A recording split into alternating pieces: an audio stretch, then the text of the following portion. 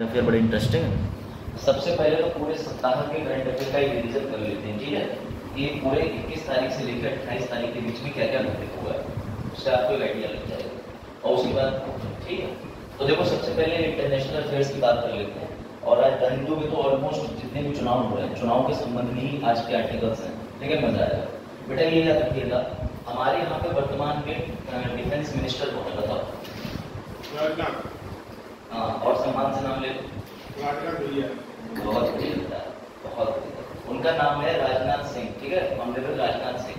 अब हर मंत्रालय के पास में अपना एक सचिव होता है, सेक्रेटरी होता है। और वो सेक्रेटरी इसलिए रहता है कि मान के चलो जितनी भी प्लान्स एंड पॉलिसीज हैं, उनका रूटीन है, क्या करना है बताने के लिए। तो ऐसे बेटा हमारे पास भारत में याद रखिएगा, हमारे रक्षा मंत्रालय के पास में रक्षा सचिव, उनका नाम क्या है, गिरिधर अरामाने। ये मत भूलना, क्या नाम है उनका, गिरिधर अरामाने।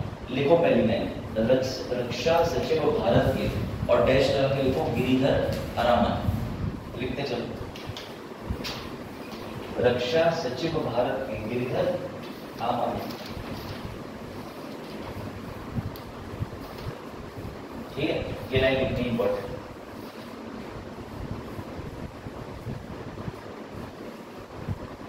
अब आप लोगों ने कई सारी अंतर्राष्ट्रीय संस्थाएं पढ़ी होंगी, जैसे आसियान, साथ ये पता आपने SCO पढ़ी, संघाई कोऑपरेशन ऑर्गेनाइजेशन।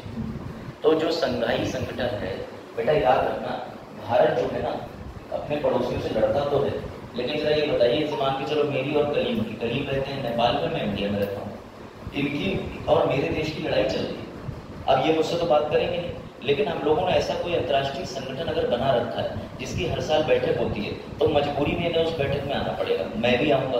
तो बेटा जो राजनीतिक संबंध होते हैं वो अच्छे करने के लिए बहुत सारी संस्थाएं बढ़ती हैं। ऐसी अंतर्राष्ट्रीय संस्था है जिसका नाम है SCO। क्या नाम है, SCO। तो मैं जान के ताज्जुब होगा, चीन हो गया, पाकिस्तान हो गया, ये सब SCO के पार्टनर है। मतलब अगर इंडिया पाकिस्तान एक साथ किसी संस्था के भाग, हाँ बिल्कुल सही बात, बिल्कुल सही। मैं इनका नंबर भी दूंगा आपको, आप इनसे बात करके पूछ लेना। टीचर का काम है रेलिवेंट चीजें बताना, ऐसे तो इसका पैट का कलर रेडी क्यों, कुछ ही पूछना तो रेलिवेंट हो जाता। आप भी फालतू बातें क्यों, एज के हिसाब से पूछा तो चलो।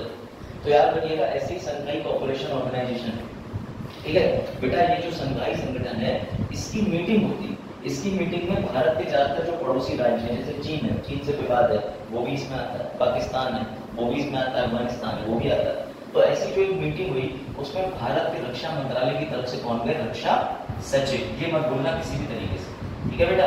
और इसमें इन्होंने जाकर के बात करी कि प्रेरित करा कि हमें पर्यावरण को बचाना है, आसपास के संबंध अच्छे करने, यही बातें होती हैं और कोई खास बात नहीं होती। तो याद रखिए, ठीक है।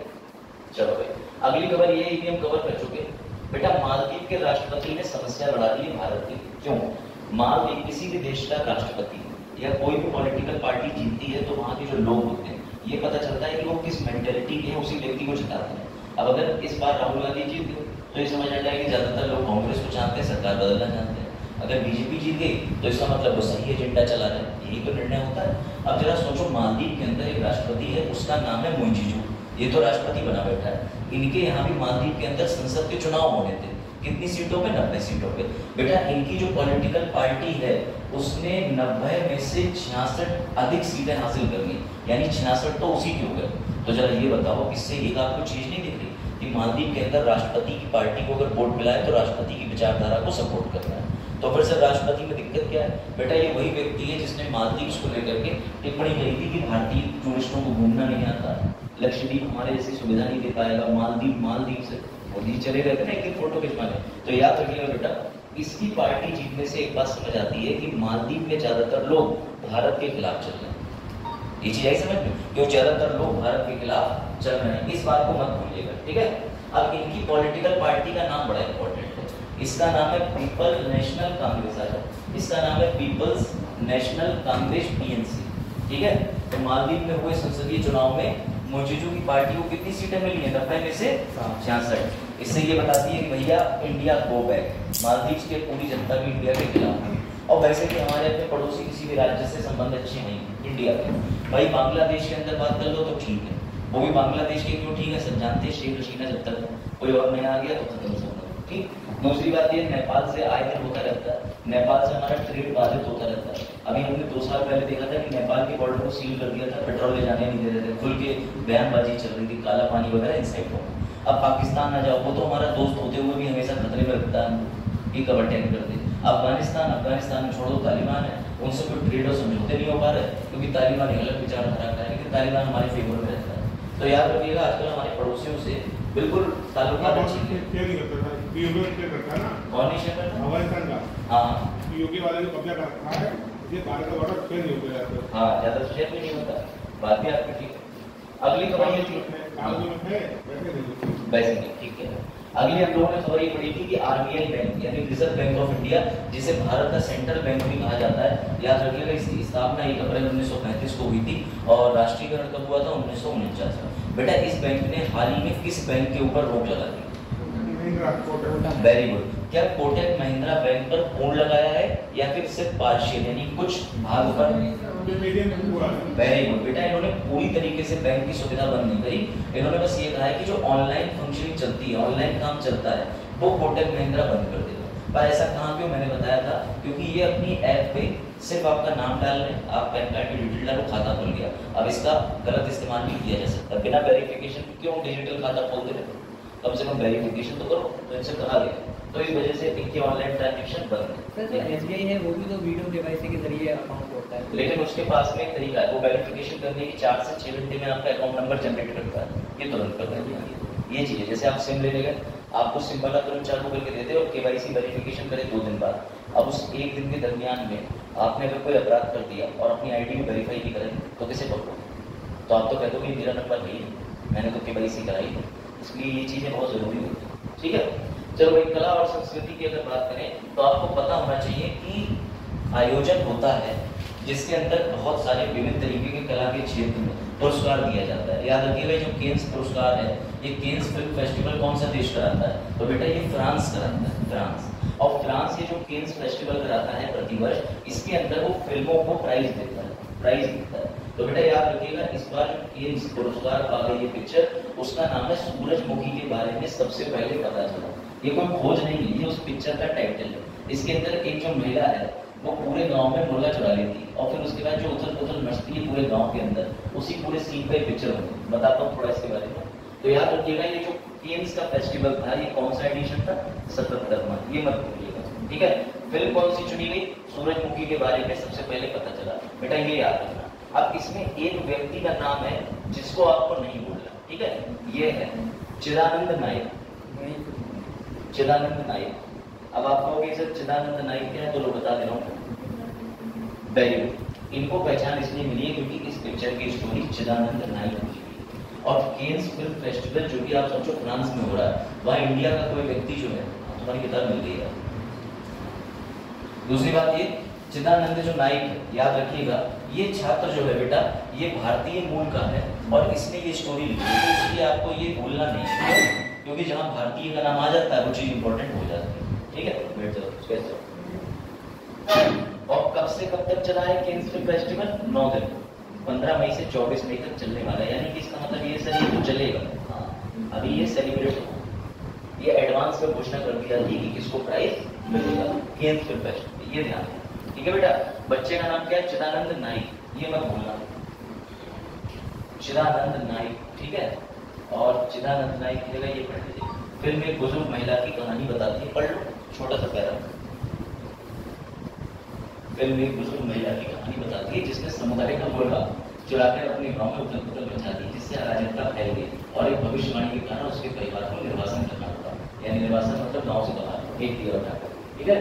तो बेटा ये याद रखना, ये बड़ा अच्छी स्टोरी है। जब आएगी मूवी तब तुम लोग देख ही लो, है ना। नहीं भी मिलेगी तो कोई बात नहीं, जल्दी देख लो। चलिए भाई, ठीक है, ये याद रखिएगा। अब आ जाओ सबसे इंपॉर्टेंट चीज। अच्छा, मैंने आपको एक चीज बताया था कि इंटेलेक्चुअल प्रॉपर्टी क्या होती है। तो इंटेलेक्चुअल प्रॉपर्टी होती है, आ जाओ बैठ जाओ बेटा, याद रखिएगा इंटेलेक्चुअल प्रॉपर्टी वो होती है जिसे हम किस तरीके की संपत्ति कहते हैं? बौद्धिक।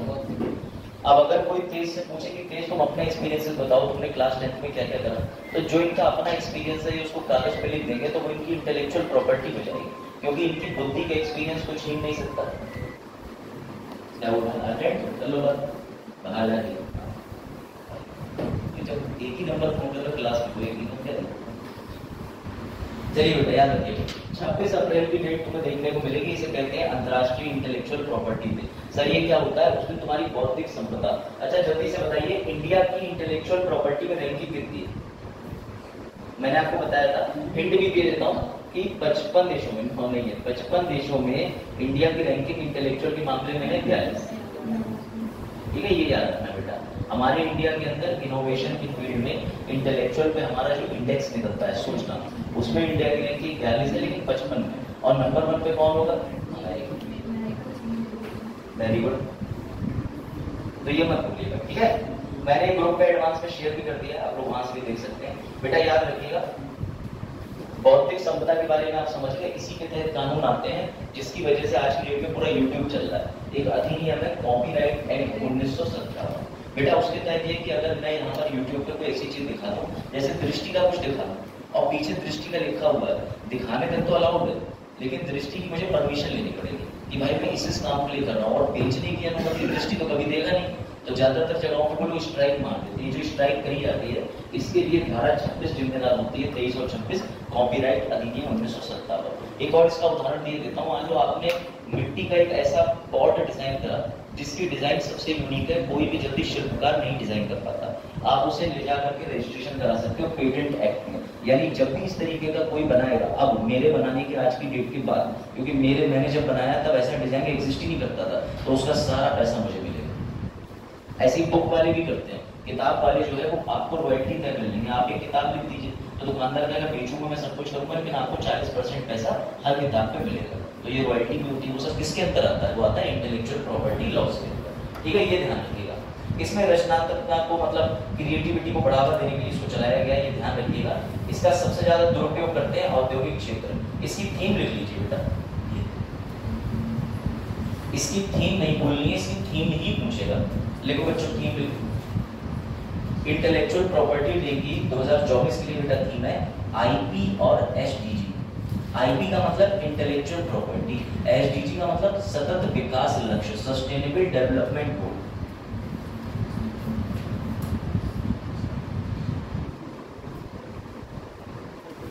ठीक है, ये लिखा है आईपी, इसका मतलब आप समझिएगा इंटेलेक्चुअल प्रॉपर्टी, और ये एसडीजी लिखा हुआ है बेटा, इसका मतलब सभी को पता है सस्टेनेबल डेवलपमेंट गोल। कितने गोल हैं? Very good. इसे हिंदी में कहते हैं सतत विकास लक्ष्य।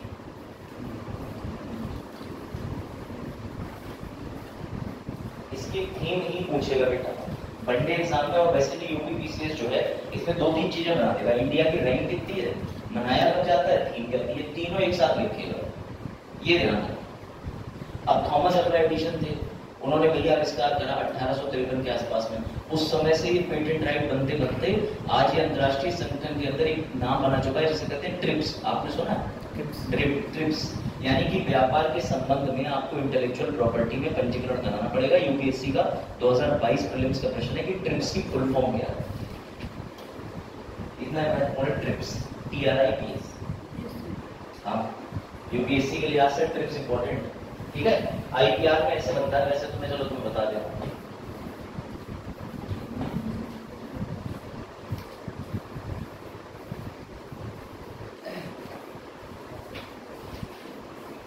ये 4 टाइमलाइन चाहो तो लिख सकते हो बेटा।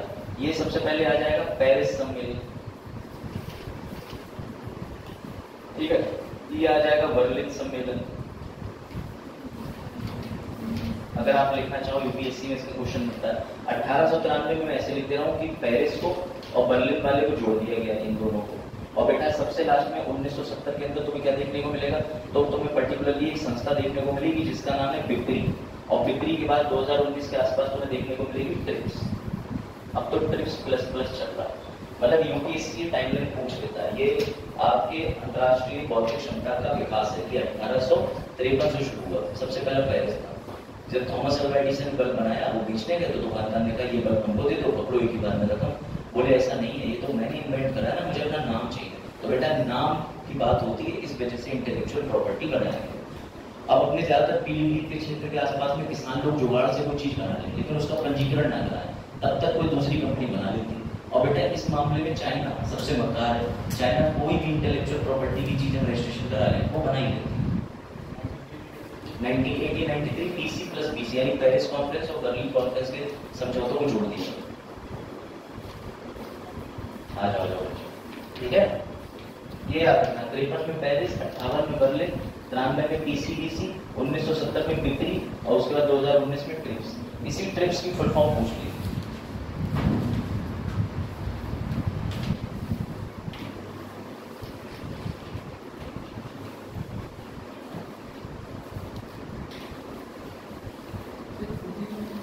फिब्री का मतलब एक अंतरराष्ट्रीय संस्था जो मानक पूरे करें।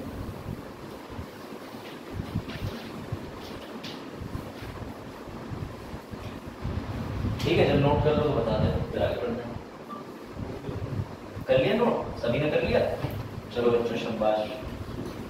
इसका मेरे पास पूरी पीडीएफ आईपीआर की हो तो मैं शेयर कर दूंगा। अब देखो दो चीज बहुत जरूरी है, ये भी कवर कर चुके हैं। 24 अप्रैल को सभी को पता है पंचायती दिवस मनाया जाता है। बेटा अपनी कॉपी में ये चीजें नोट कर लेना पंचायत के बारे में, जो मैं तुम्हें यहाँ पर नोट करा रहा हूँ, ताकि तुम्हारे लिए आसानी रहेगी कवर करने में। ठीक है, ये लिखते चलिएगा बेटा। कई बार पूछा जाता है, सवाल ये आता है कि वास्तविक लोकतंत्र किसे कहते हैं? बताओ। वास्तविक लोकतंत्र कहते हैं पंचायत। किसे कहते हैं? पंचायत को। पहला तो पॉइंट ये बनेगा प्रश्न, क्योंकि वास्तविक लोकतंत्र ऐसे देखने को मिलता है। इसकी शुरुआत ही ऐसी हुई। मान के चलो कलीम ने वोट दिया सरकार को ताकि इनके घर पानी आए लीगल तरीके से, इलीगल तरीके से नहीं, बत्ती आए यानी बिजली का बिल सब, और इन्होंने अपना मकान बनाया। अब एक दिन ये हुआ कि इनके घर पे पानी नहीं आया। 24 घंटे हो गए, 48 घंटे हो गए, 72 घंटे हो गए। अब जब ये सीएम के पास गए कि बोले आप तो उत्तर प्रदेश के मुख्यमंत्री हैं, मुझे पानी चाहिए। सीएम बोला कि पागल हो गए, मैं इतना व्यस्त आदमी हूँ, मुझे जाना है वोटिंग का प्रचार करने, बिना बताए जहाँ मोदी जी पहुंच जाए, और तुम बातें कर रहे हो बता करके मुझे टंकी का नल चलाने की। तुम्हें पता नहीं है मुझे हिंदू मुस्लिम एकता में भाषण देना है, और तुम आगे डिस्टर्ब कर रहे हो। ऐसा योगी जी ने कहा इनसे। तो बेटा हुआ ये कि जब इन्होंने ये बात कही तो इनके घर का पानी ठीक नहीं हुआ। अब एक साधारण व्यक्ति जिसके घर की शिकायतें दूरी नहीं हुई, वो क्या करेगा? तो बेटा याद रखिएगा, सब इसीलिए गांधी जी ने कहा था कि सब मैं उसी दिन भारत को मानूंगा सशक्त हो गया जिस दिन गांव के सबसे निचले स्तर पे व्यक्ति सशक्त हो जाएगा। तो गांधी जी हमेशा लोकल या ग्राम स्वराज की बात करते थे कि ग्रामों के अंदर सशक्तिकरण ना हो। तो बेटा याद रखिएगा, उन्हीं के परिवार के पीढ़ी के एक व्यक्ति हुए जिनका नाम था राजीव गांधी। अब तो ये जीवित नहीं है। राजीव गांधी जी 1989 के अंदर संविधान में लेके आए 64 एवं 65वां संविधान संशोधन। ये ध्यान रखना। अगर तुमसे कोई ये पूछे कि पंचायत और म्युनिसिपैलिटी को 73 से जोड़ दिया और उसके बाद में कौन से संविधान संशोधन से जोड़ दिया? दो है, हाँ 72 और 73। तो बेटा याद रखिएगा, अगर तुमसे कोई कहे तो उससे कहना कि ये उन्हीं बिल का विस्तार है जो राजीव गांधी लाए, लेकिन ये उस समय पास नहीं हुआ था। तो बेटा राजीव गांधी जी 1989 में लेके आए थे। अब समझिएगा, राजीव गांधी जी का तो बिल फेल हो गया। उसके बाद इसी प्रथा को आगे बढ़ाया एक बड़ा होशियार व्यक्ति ने, जो 1991 में भी जाने जाते हैं, 1992 से 93 में भी जाने जाते हैं। इन्होंने दो बड़े काम करे। पहला, इनके टाइम में एलपीजी आया, लिबरलाइजेशन, वैश्वीकरण, उदारीकरण, निजीकरण। और दूसरा 1992-93 के अंदर क्या आया? 73वां एवं 74वां संविधान संशोधन। ठीक है, तो बेटा इन व्यक्ति का नाम था मनमोहन सिंह नहीं, ठीक है, पीवी नरसिम्हा राव। बेटा इनके समय पे वित्त मंत्री कौन थे? मनमोहन सिंह। तो याद रखिएगा, इसी बिल को ये लेके आए। इन्होंने ये अनुसूची कौन कौन सी दो जोड़ दी थी? 11 और 12। ये भी मत भूलना, ठीक है। अब यह आ गया वास्तविक लोकतंत्र। दूसरी बात याद रखिएगा कि ग्राम पंचायत के अंदर या तुम्हारे पंचायत के अंदर कितने स्तर होते हैं? कौन कौन से होते हैं? ग्राम पंचायत, ग्राम पंचायत। उसके बाद ये भी लिखते हैं लोग ब्लॉक समिति, ठीक है। उसके बाद जिला पंचायत। याद रखिएगा, हर स्तर पे एक ना एक सरकारी बाबू दिया जाता है। तो आप कहोगे सर कैसा सरकारी बाबू? बेटा यहाँ पर दिया जाता है पीसीएस ऑफिसर, उसको पता क्या बोलते हैं? वीडियो। इसी की जो है कृष्णपाल मेंस दे रहा है वीडियो का। कृष्णपाल जो बनेगा वो वीडियो बनेगा इस स्तर का, सबसे नीचे ग्राम पंचायत, यानी जो लोकल लड़की खेड़ा में रहता है। अगर नसीब बढ़िया रहा तो पोस्टिंग, हाँ नहीं भैया बता रहा हूँ, पहले पूरी बात पढ़ लो। बस अब इससे भी ऊपर ले जाऊं बेटा, एक है विलेज डेवलपमेंट ऑफिसर, एक होता है ब्लॉक डेवलपमेंट ऑफिसर, सबसे ऊपर सीडीओ साहब होते हैं जिनका ऑफिस तुम्हारे पीलीभीत जहाँ हो आए तुम। सही है, समझे बात को? तो ये चीज याद रखना, वीडियो का एग्जाम अभी तक कौन कराता है? मैं तुम्हें इसलिए प्रैक्टिकल व्यवहारिक ध्यान दे रहा हूँ ताकि तुम्हें थोड़ा आइडिया हो जाए बेटा। लोअर पीसीएस कराता है यूपी ट्रिपल एससी, और इतना ही नहीं, इस स्टेज पर एक और सरकारी होता है जिसे कहते हैं गांव के अंदर सेक्रेटरी साहब, सचिव भी होते हैं, क्योंकि ये जो तीनों लोग आए हुए हैं ये डायरेक्ट पब्लिक वोटिंग से आते हैं, और जो बाकी के तीनों स्तर है ये सरकार भेजती है। क्यों भेजती है? क्योंकि रजनी को पता चला कि हमारे गांव में स्वामी विवेकानंद योजना के तहत 4000 करोड़ रुपए आया है, जिसके तहत यूनिवर्सिटी में टैबलेट बटेगा और गांव के लोगों को प्राथमिकता दी जाएगी। अभी तो पता ना, इनके गांव के प्रधान जी को हिलाया इनने, प्रधान जी ये योजना आई है, बोले अरे हमने अखबार में पढ़ी तो ये हमें पता ना कैसे हुई। तो भैया इसलिए काम आता है सरकारी सचिव, सेक्रेटरी, वो गांव में आएगा, सारी योजनाओं का कार्यवाहन कराएगा, और अगर वो बदतमीजी पे उतारे नहीं करे तो उसकी शिकायत किससे करोगे? वीडियो से कर दोगे। वीडियो में बदतमीजी दिखाए वीडियो, उससे ऊपर सीडीओ। अब सोच लो, लेकिन याद रखना एक नियम है, और वो नियम बड़ा प्यारा है, तुम्हें पता होगा, बताओ जान, ये या ये, इन दोनों में से 15 अगस्त या 26 जनवरी को झंडा कौन फहराएगा? अगर इसने फहराया तो ये सब फहराएंगे, इसने फहराया तो ये सब लाइन चलेगी। बताओ, इसने या इसने, इन दोनों में से कौन झंडा फहराएगा? हाँ भाई बताओ। अपने स्तर पे फहराएंगे, कौन फहराएगा बताओ? ब्लॉक समिति, मतलब आपके कहने का मतलब इधर सर जिला पंचायत और ब्लॉक में ब्लॉक, ग्राम में ग्राम। किसी ने बेसिक स्तर पे बताओ, तुम्हारे गांव में कोई आयोजन होता है तो प्रधान देखा, प्रधान को प्राथमिक विद्यालय बुलाते हैं बेटा, वो इसलिए क्योंकि बी आर अम्बेडकर को शुक्रिया करो, उन्होंने कहा था one who is elected by the people is much greater than the people who qualified by some other sense. यानी उन्होंने ये बात कही थी, जो डायरेक्ट जनता के द्वारा चुने जा रहे हैं उनको अधिक प्रेफरेंस मिलेगा। तो ये आता ही बात समझ में। और ये तो आपको पता ही है कि ग्राम पंचायत के अंदर ग्राम सभा होती है, और जरूरी नहीं कि एक गांव की एक ही ग्राम सभा हो, यानी 1000 लोग मिलकर के ग्राम सभा बनाते हैं जो 18 साल से ऊपर के हों, और अगर 2 गांव है तो 2 गांव जोड़ के भी एक प्रधान रह सकता है। बाकी सदस्य होते हैं, ये सदस्यों की संख्या मैक्सिमम कितनी चली जाती है? हाँ बताओ, तुम लोग तो ग्राम के हो, तो रैंडम टॉपिक आ गया, मैं तो बताने लगा। 15 तक, कितने पे जाती है? 1000 तक, 2000 तक, 3000 तक, 5000 के ऊपर कितने सदस्य होते हैं? सदस्य ऑड नंबर पे होंगे, इवन पे कभी नहीं होते हैं, और सदस्य इतने ज्यादा नालायक होते हैं कि अगर सदस्यों को कोई तनख्वाह नहीं होती, प्रधान जी की भी कोई तनख्वाह नहीं है, प्रधान जी को मानदेय मिलता है 3500 रुपए का, लेकिन प्रधान जी को बोलेरो गाड़ी में तेल डालने का मिलता है 15000 रुपया। तो वो सोचते हैं कि मैं एक गाड़ी निकलवा लूँ बोलेरो, और तुरंत ही बोलेरो की किस्त जाती रहेगी, तेल का पैसा मिलेगा, 3500 रुपए लेके खुश रहते हैं, और बाकी जो मेंबर होते हैं उनकी कोई तनख्वाह नहीं। अब याद रहेगा सब, तो ये प्रैक्टिकल है। 500 रुपए महीना किसे मिलता है? हमने तो कागजों में पढ़ा है, 500 लेके 200। चलो बेटा ये ध्यान रखना, ठीक है? तो बस ये एक बार पढ़ लीजिए, पंचायती शासन का विचार देने वाले व्यक्ति कौन थे? महात्मा गांधी। ये 3 स्तरीय जो आपने पढ़ा, इसको 3 स्तरीय वो लेके कौन आया? तो बलवंत राय मेहता समिति।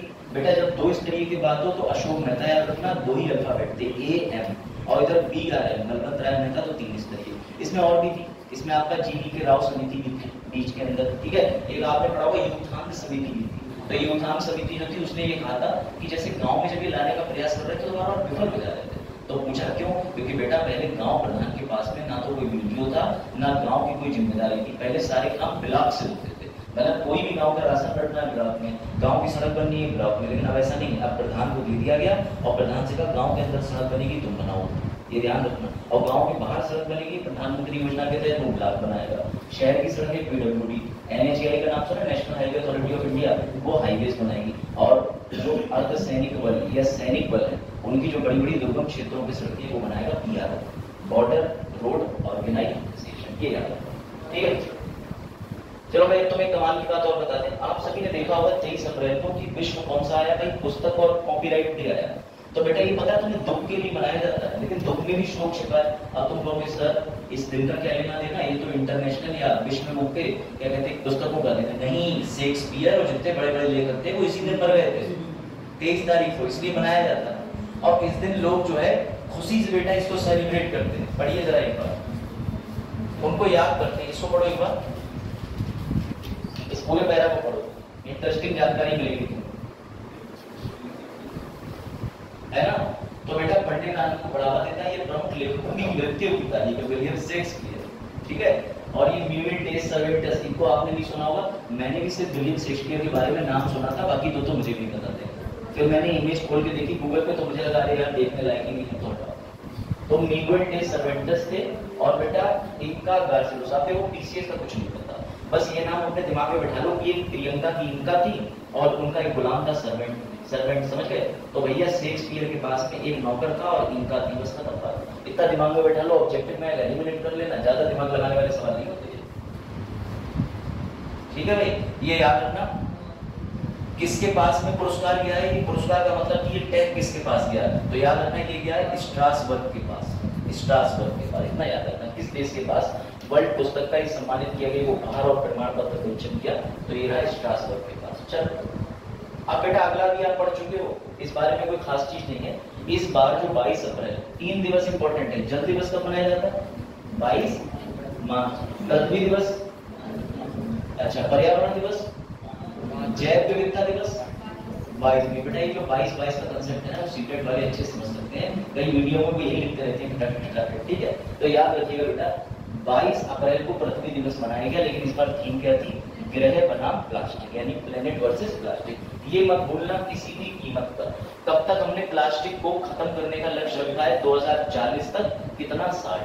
तो याद रखना 40 + 60 100%।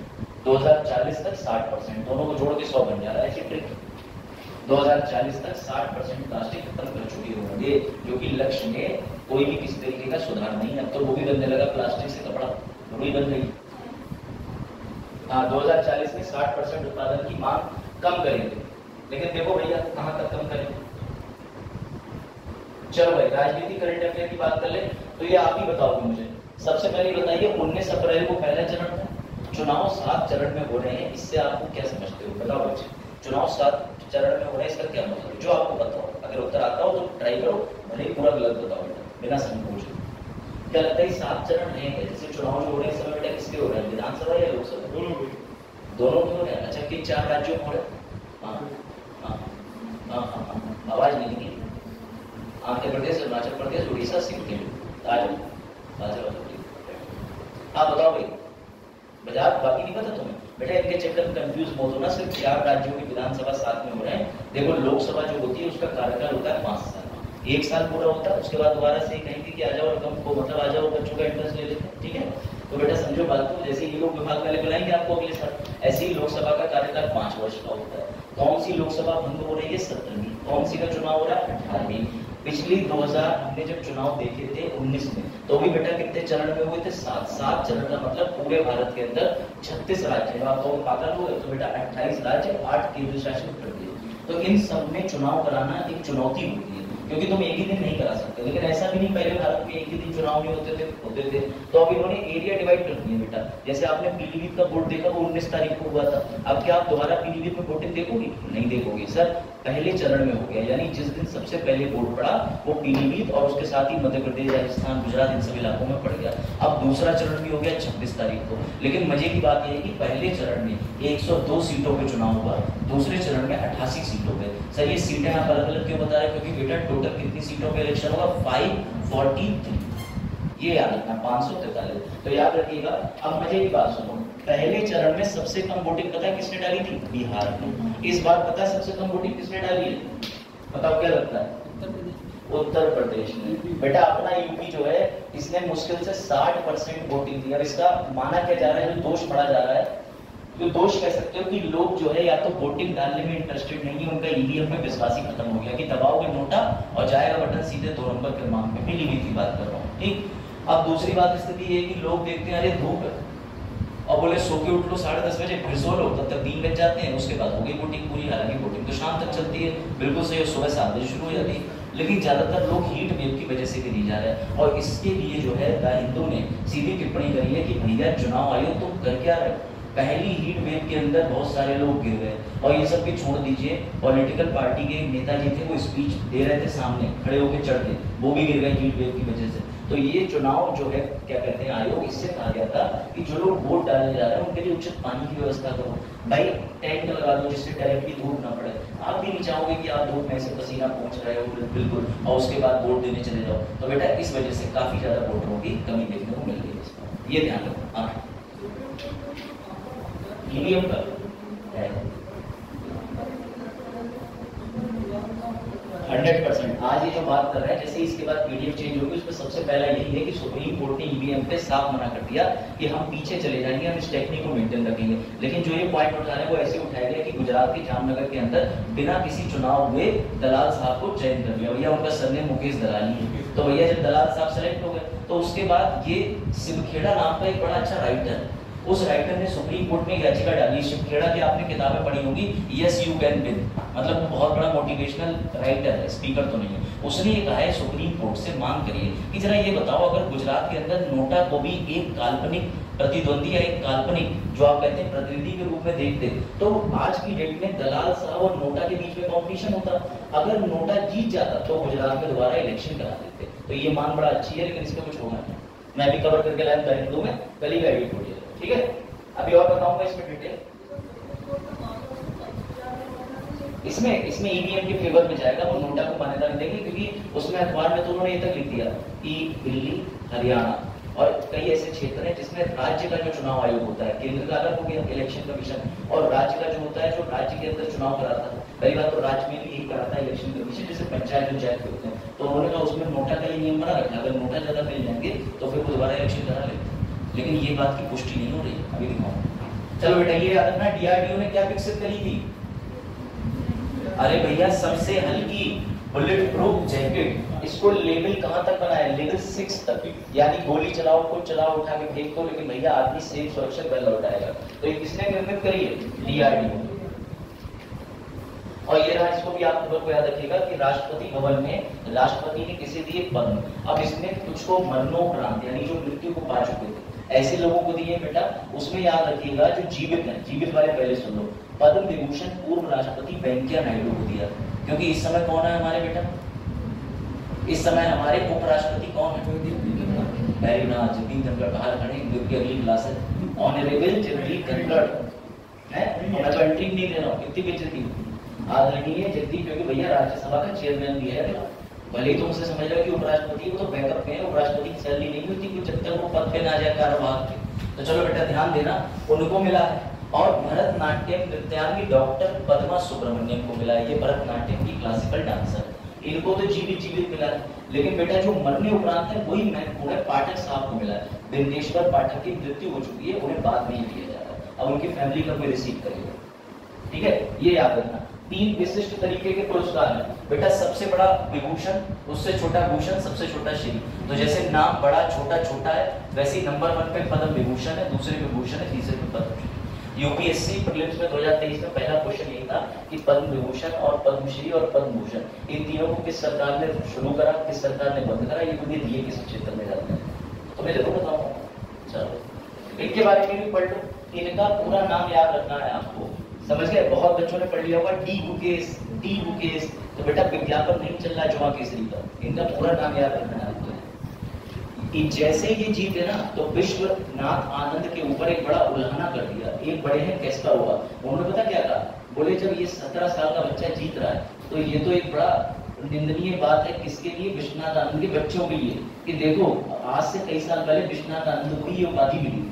उसके बाद में दूसरा ऐसा व्यक्ति है जो इतनी कम उम्र का ये वर्ल्ड ग्रैंड मास्टर की उपाधि लेके बैठा है। तो ये इस पर टिप्पणी करी है उन लोगों ने, चेस खेलने वालों ने, कि तुम अपने बच्चों को कर देखो कहाँ जा रही है, अगर ये निकाल सकते हैं तो तुम अपने बच्चों को क्यों नहीं निकलवा रहे हो। अब भाई नहीं है उसके बच्चों का इंटरेस्ट चेस खेलना और जिंदगी से खेल रहे,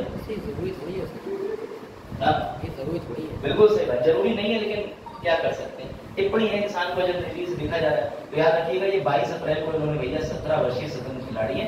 इन्होंने ये ध्यान रखना बेटा, ये मत बोलना किस टूर्नामेंट में जीतते हैं, तो ये जीतते हैं फाइड या फीडे बोलते हैं, फीडे टूर्नामेंट में, FIDE, किसी कीमत पे टूर्नामेंट मत बोलना, क्योंकि पीसीएस ने अगर प्रश्न बनाया तो वो फीडे की जगह कुछ और लिख देगा, नीचे तुम्हें लिखना पड़ेगा नन ऑफ द। याद रखना फीडे कैंडिडेट टूर्नामेंट जीतने वाले सबसे कम उम्र के खिलाड़ी बनकर इतिहास रच दिया है, फीडे कैंडिडेट टूर्नामेंट, ठीक है। हराया किसे, ये भी जरूरी है बेटा, हारने वाला व्यक्ति भी कोई छोटा नहीं, दूसरा व्यक्ति जो हारा है उनका नाम है ग्रैंड मास्टर हिकारू नाकामुरा। और जबकि अमेरिका में नाम इतना भले चाइनीज, तो इंडिया ने अमेरिका को हरा दिया फीडे कैंडिडेट टूर्नामेंट में 17 साल की भैया डी वेस्ट है, पहली बार ऐसा हुआ है 17 साल के बने, किसे हराया फाइनल में, हिकारू नाकामुरा।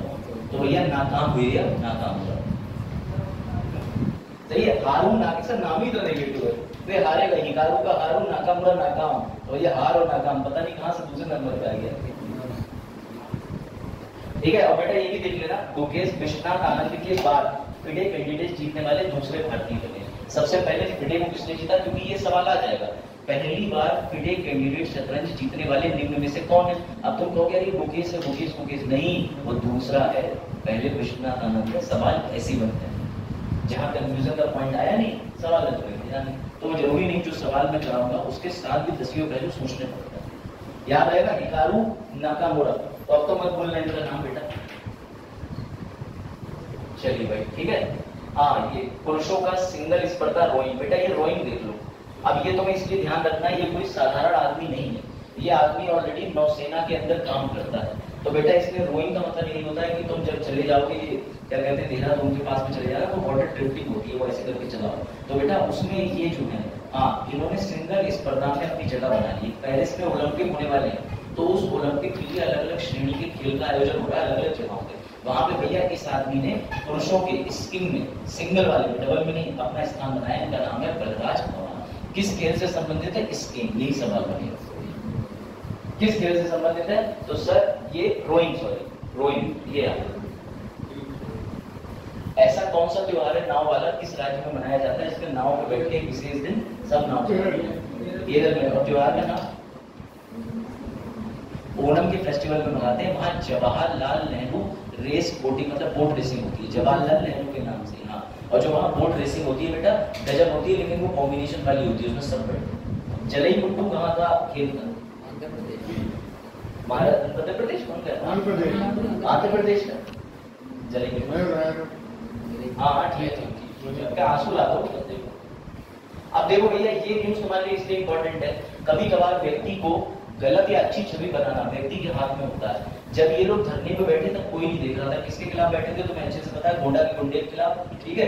तो वही वो गोंडा से प्रत्याशी थे। अब इस बार उनकी जगह अवध ओझा जी को टिकट की खबरें बढ़ रही थी, लेकिन अभी तक तो मिला नहीं है। मुझे लगता कि अवध ओझा सर जो है पॉलिटिक्स में ऐसे आएंगे, ऐसे नहीं आएंगे। तो बेटा याद रखिएगा कि हमारी भारतीय जो रेसलिंग फेडरेशन है, उस फेडरेशन में इन तीनों लोग ही बैठे थे ऑलमोस्ट धरने में, लेकिन इन तीनों लोगों ने बैठने से भले ही वजन ना पड़ाओ, पर देश के लिए ये भी अपनी तैयारी कर रहे हैं। तो उन्होंने पेरिस ओलंपिक के लिए अलग अलग खेलों में, एक 50 किलो, एक 57 किलो और एक शायद उससे कम नीचे 57 से अलग अलग वेट लिफ्टिंग में इन्होंने अपने अपने मेडल ले लिए। बेटा ये याद रखना, ठीक है। और कैसे लिए, तो बेटा किर्गिस्तान के अंदर एशिया ओलंपिक क्वालिफाइंग इवेंट हुए थे, यानी अलग अलग देशों में जो एथलीट जा रहे हैं। आपको पता है इसका चयन कैसे होता है, पूरे देश में 195 देशों में से कुछ जगह बना दी, वहां पे ये स्पोर्टमैन जाके अपनी परफॉर्मेंस देते हैं, फिर इनको उसके लिए क्वालिफाई माना जाता है। यानी कोई साइबेरिया से है तो वो जा रहा होगा कतर में ऑडिशन देने, ऑडिशन देने के बाद अगर वहां पर टॉप 5 में आ गए, टॉप 10 में आ गए, तो परफॉर्मेंस को उठा के पूरा टीम बना के ले जाएंगे ये पेरिस।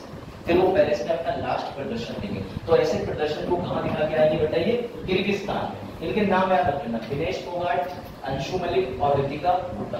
इन्होंने कोटा हासिल कर लिया, कोटा मतलब क्वालिफाई कर लिया, ठीक है, ये याद रखना। कब करेंगे भैया, अभी इनमें से क्या है कि एक ही राउंड और क्वालिफाई करना है जो तुर्की में होगा, ये देखो। चलो भाई अब आ जाओ, फटाक से उत्तर दे दो इन सब चीजों को। दूसरे चरण के दौरान सबसे कम मतदान कहाँ हुआ, क्या चीज नहीं अभी बताया गया। पहले चरण में बिहार और दूसरे चरण में यूपी। बेटा दूसरे चरण के चुनाव कब हुए, 26 अप्रैल को।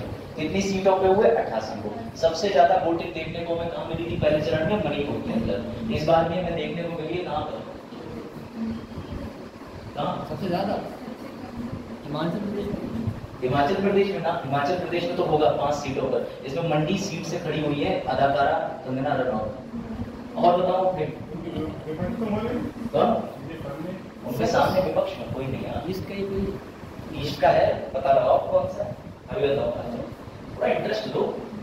चलो भैया ये ध्यान रखना, एससीओ के अंदर इतने देश शामिल हैं, ये जितने भी कंट्री हैं उनके नाम याद रख लेना। चलो भैया इसका उत्तर दो फटाफट। रक्षा सचिव कौन है, गिरिधर अरमान, ये ध्यान रक्षा सचिव। कौन सही था सर? हाँ बिल्कुल सही। चलो भैया ये वाला उत्तर दो।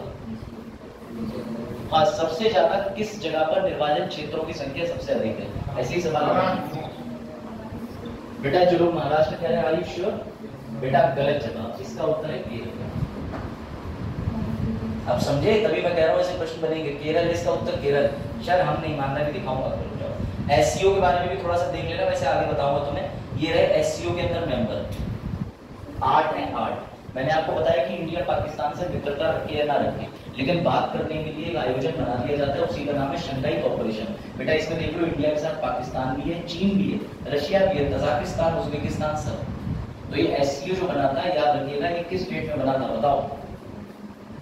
इंडिया कब इसका पार्टनर बना था? नहीं, ईरान इसमें नहीं। ईरान वाले की जो आप बात कर रही है ना, ईरान अभी किस में जुड़ने के लिए है? वो इसी में एससीओ में पर्यवेक्षक के दर्जे पर। लो भाई एक बार उत्तर देख लो। दूसरे चरण का यूपी, गिरिधर अरमाने। और सबसे ज्यादा कहां पर हुए थे? लो तो ये भी देख लो, केरल में सबसे ज्यादा निर्वाचन। कितने हैं? तो बेटा जिनमें से 12 राज्यों में केरल में एक बार देख लेना, आई थिंक 38-39 तो इस समय वही है। चलो भाई, अब इसका उत्तर दीजिए। विश्व बौद्धिक संपदा दिवस कब मनाया जाता है? 26 अप्रैल।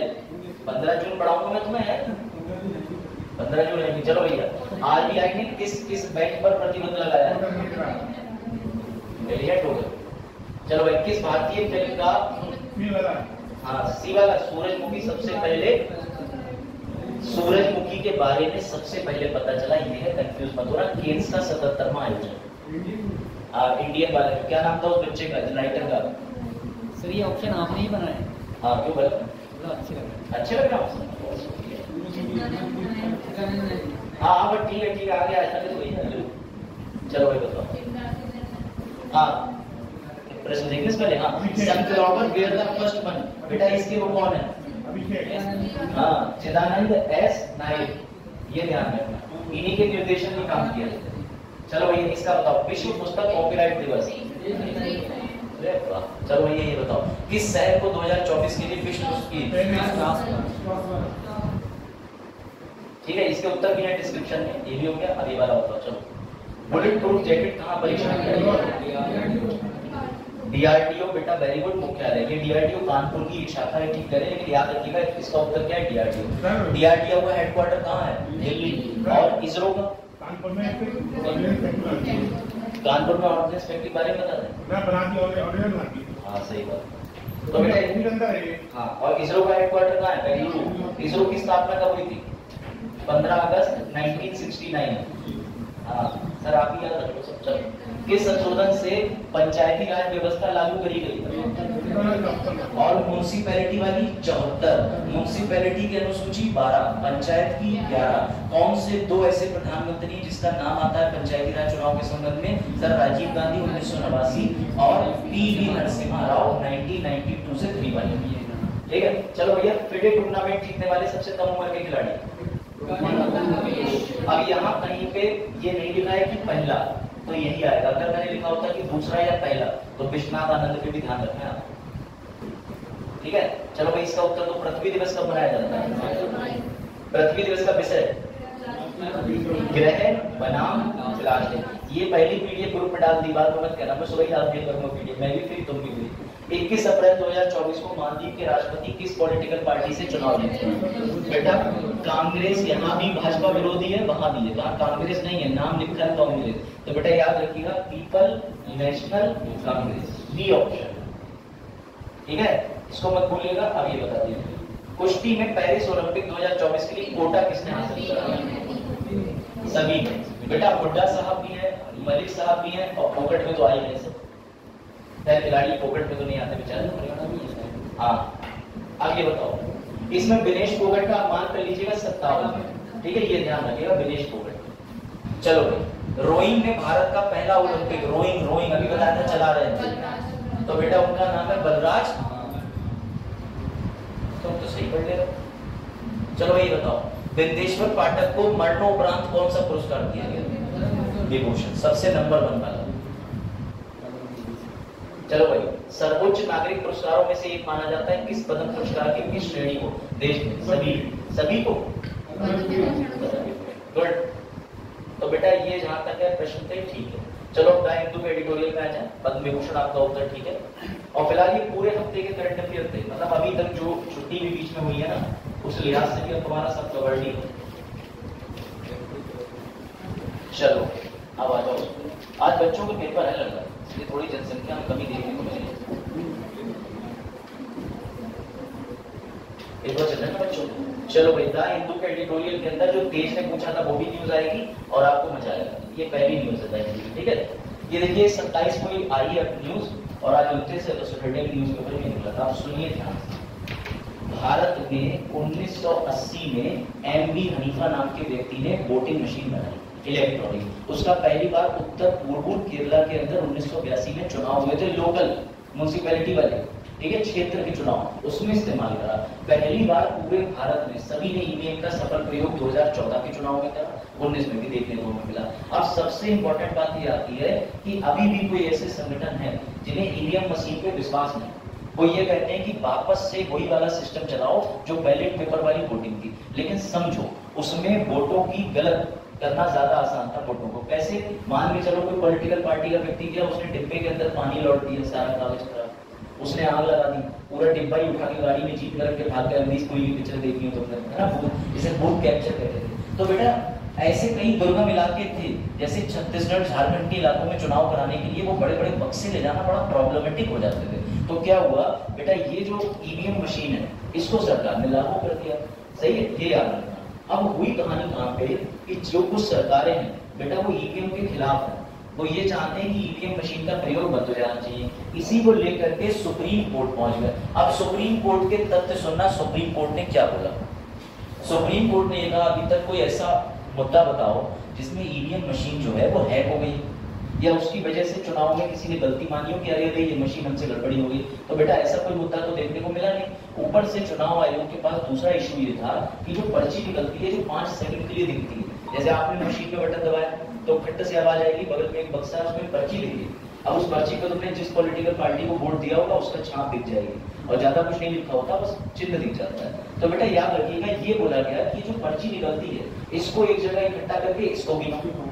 अब सबसे बड़ी बात यह है 125 करोड़ की आबादी है, तो 140 करोड़ हो गई और इतने राज्य हैं, अगर गिनने बैठेंगे तो हो गया काम। और ये मशीन की मदद से सिर्फ मिनटों में गिनती हो जाती है। तो बेटा सुप्रीम कोर्ट ने कहा कि भैया याचिकाकर्ता क्यों तुम देश को पीछे ले जा रहे हो, हम चुनाव के सुधार आंदोलन कर करके तो इतनी मुश्किल से ईवीएम तक ला पाए हैं, ईवीएम में कोई त्रुटि भी नहीं पाई गई, ईवीएम का डेटा से लेकर कुछ भी हैक नहीं किया जा सकता, अगर हुआ है तो करके दिखाओ, कोई केस बताओ, हुआ ही नहीं। तो उन्होंने साफ साफ जितनी भी पेटिशन थी ईवीएम को लेके वो सब रिजेक्ट कर और स्पष्ट तौर पे कहती है, लेकिन 2 निर्देश भी दिए कि चुनाव आयोग से सलाह मांगी कि क्या ऐसा संभव नहीं है कि पर्ची गिनने के लिए भी कोई मशीन बनाई जा सकती है। ये इंपॉर्टेंट बात है, याद रखना। आपसे पूछा जाएगा कि हाल ही सुप्रीम कोर्ट के जजमेंट से आप क्रॉस बताइए, कौन सी यानी बताइए कि किन विधेयकों में विशेष बल दिया क्या नहीं दी, तो आप बताओगे कि विशेषता ये थी कि सुप्रीम कोर्ट ने चुनाव सुधार का सम्मान करा। अब चुनाव सुधार में भी 2 नाम याद रखने, भारत के पहले निर्वाचन मतलब भारत के पहले चुनाव आयुक्त कौन थे? सुकुमार सिंह। सुकुमार सिंह सबसे पहले, लेकिन 10वें नंबर के व्यक्ति को तुम्हें याद रखना है बेटा, उनका नाम था टी, पढ़ा नहीं पढ़ा? शेषन, टीएस शेषन की बात नहीं पढ़ा आपने?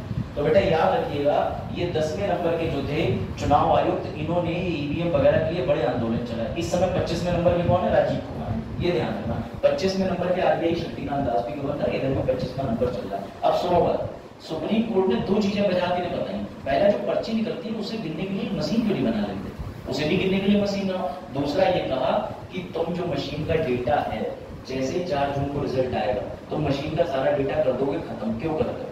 5% डेटा रखो, जिस भी प्रतिद्वंदी को डाउट होगा कि मशीन खराब है वो चुनाव आयोग के पास एक पत्र भेजेगा, 50,000 रुपए, 40,000 रुपए, 20,000 रुपए की राशि जमा करेगा।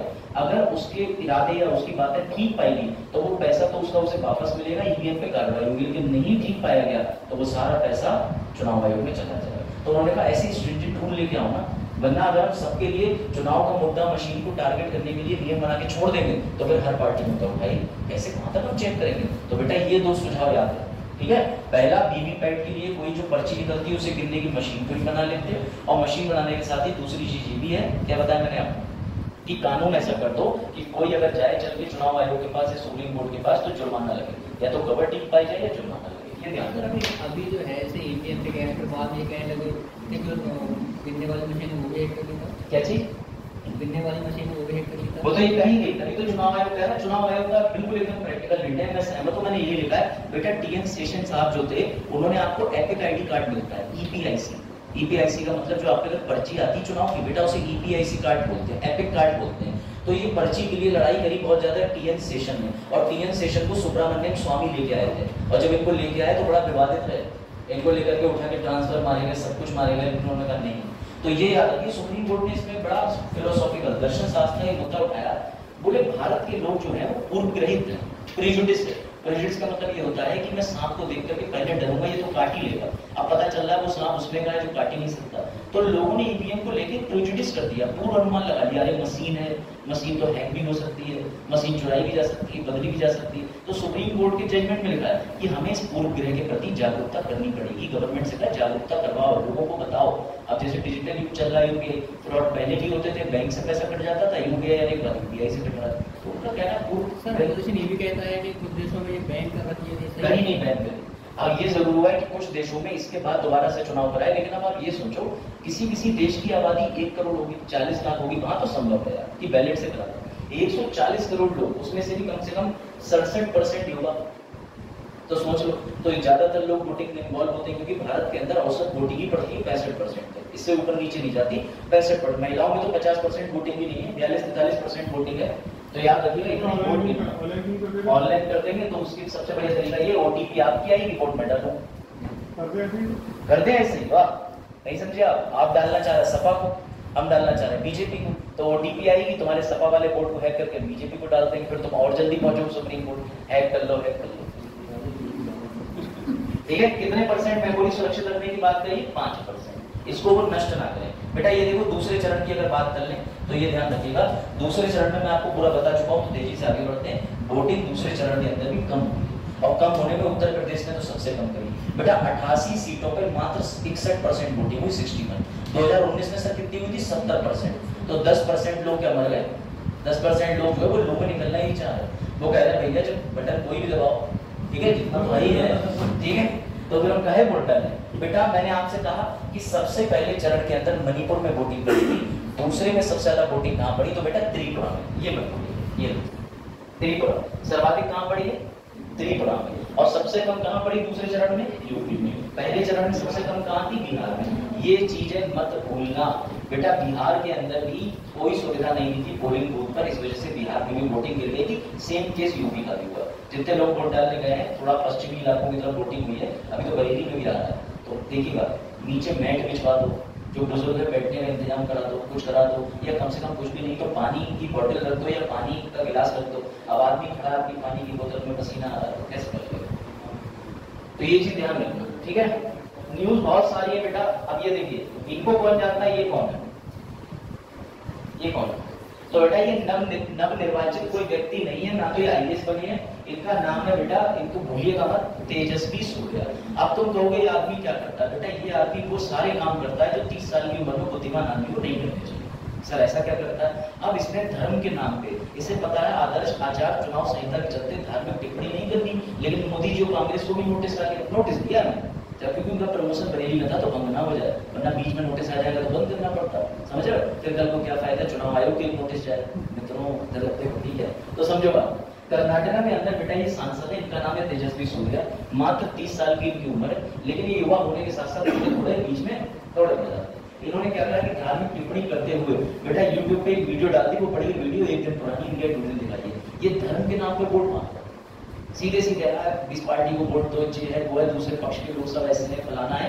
तो फिलहाल मामला दर्ज हो चुका है, चुनाव आयोग ने इनके खिलाफ मामला दर्ज कर लिया है। इनके लिए प्रमोशन पर रोक लग जाएगी और थोड़ा जुर्माना पड़ जाएगा, क्योंकि चुनाव आयोग भी कुछ सख्ती से कर नहीं सकता, ये ध्यान। तो ये है, ठीक है। इनके बारे में कहा के हैं? कर्नाटक में पानी की समस्या से कर्नाटक जूझ रहा है, उस पर ही बुद्धि लगाएंगे चुनाव में, क्या छोड़ो। अब आता है नोटा वाला विषय। ये बेटा नोटा को इंट्रोड्यूस करा गया नन ऑफ द अबव। तुम्हारे यूपीएससी के प्रीलिम्स में और किसी भी स्टेट में दोगे तो नन ऑफ द अबव बहुत पहले से आ रहा है, कोई नई चीज नहीं है। और मैंने आपको ये भी बताया था कि जरूरी नहीं ईवीएम मशीन में ही नोटा आया हो। जब तुम्हारे बाबा वोटिंग देते थे 1967 में, तब भी नोटा था, लेकिन तब नोटा गोपनीय नहीं था। दादाजी जाएंगे अलग से, वो क्या कहेंगे चुनाव आयोग से पर्चा देना, बोले क्या बात का पर्चा, बोले फॉर्म 67 तो तो बोले वो वाला तो तब होता है जब आप किसी को वोट ना देना चाहें। बोले हाँ, तो वो अपना नाम लिखते थे, पता लिखते थे, और जबकि भारत में वोट कैसा होना चाहिए, आर्टिकल 21 के तहत वोट की। तो ये प्रॉब्लम थी, नोटा था पहले भी, लेकिन पहले नाम खुल के आ जाता, तो पॉलिटिकल पार्टी वालों तक पहुंच ही जाता था। फिर वो कहते थे कम से कम 2000 तो वापस करो दादाजी, जो लेके तो वोट देने गए, समझे बात को। लेकिन किस नोटा में नाम नहीं पता चलता, तो नोटा पहले ही था, तो ईवीएम मशीन नहीं थी, कंफ्यूज मत होना, आज जाके अच्छे से पढ़ना। अब मजे की बात सुनो, मोटिवेशनल स्पीकर है शिव खेड़ा। बेटा शिव खेड़ा को तुमने नहीं देखा तो तुमने जीवन में बहुत अच्छा काम करा, कुछ देख के उखाड़ नहीं बोलते। ये बेटा इन्हीं की एक किताब है यस यू कैन विन। इन्होंने कहा कि एक गुब्बारे वाला जो होता है वो काले रंग के और अलग अलग रंगों के गुब्बारे जो है वो सब हवा में उड़ जाते हैं। बोले हाँ उड़ जाते हैं, तो बोले उनका रंग मैटर नहीं करता, उनके अंदर जो गैस भरी होती है वो होती है। ऐसे तुम काले हो पीले हो कैसे भी हो, लेकिन तुम्हारे अंदर अगर ऊर्जा ज्ञान है तो तुम भी जाकर के आसमान की ऊंचाइयों को छू सकते हो। ठीक है, तो फिलहाल ये ऐसे गुब्बारे बेचे हुए, इन्होंने जो भी करा हो इनका अपना अच्छा अनुभव था। मजे की बात ये देखो कि ये मोटिवेशनल राइटर साहब जो है वो पहुंच गए सुप्रीम कोर्ट के पास। बोले सुप्रीम कोर्ट आपको नहीं लगता कि नोटा को एक काल्पनिक मानना चाहिए प्रतिनिधि? बोले क्यों? बोले अगर गुजरात के अंदर नोटा को भी व्यक्ति माना होता सिर्फ और वोटिंग कराई जाती तो मुकेश दलाल साहब के नोटा से कंपटीशन होता।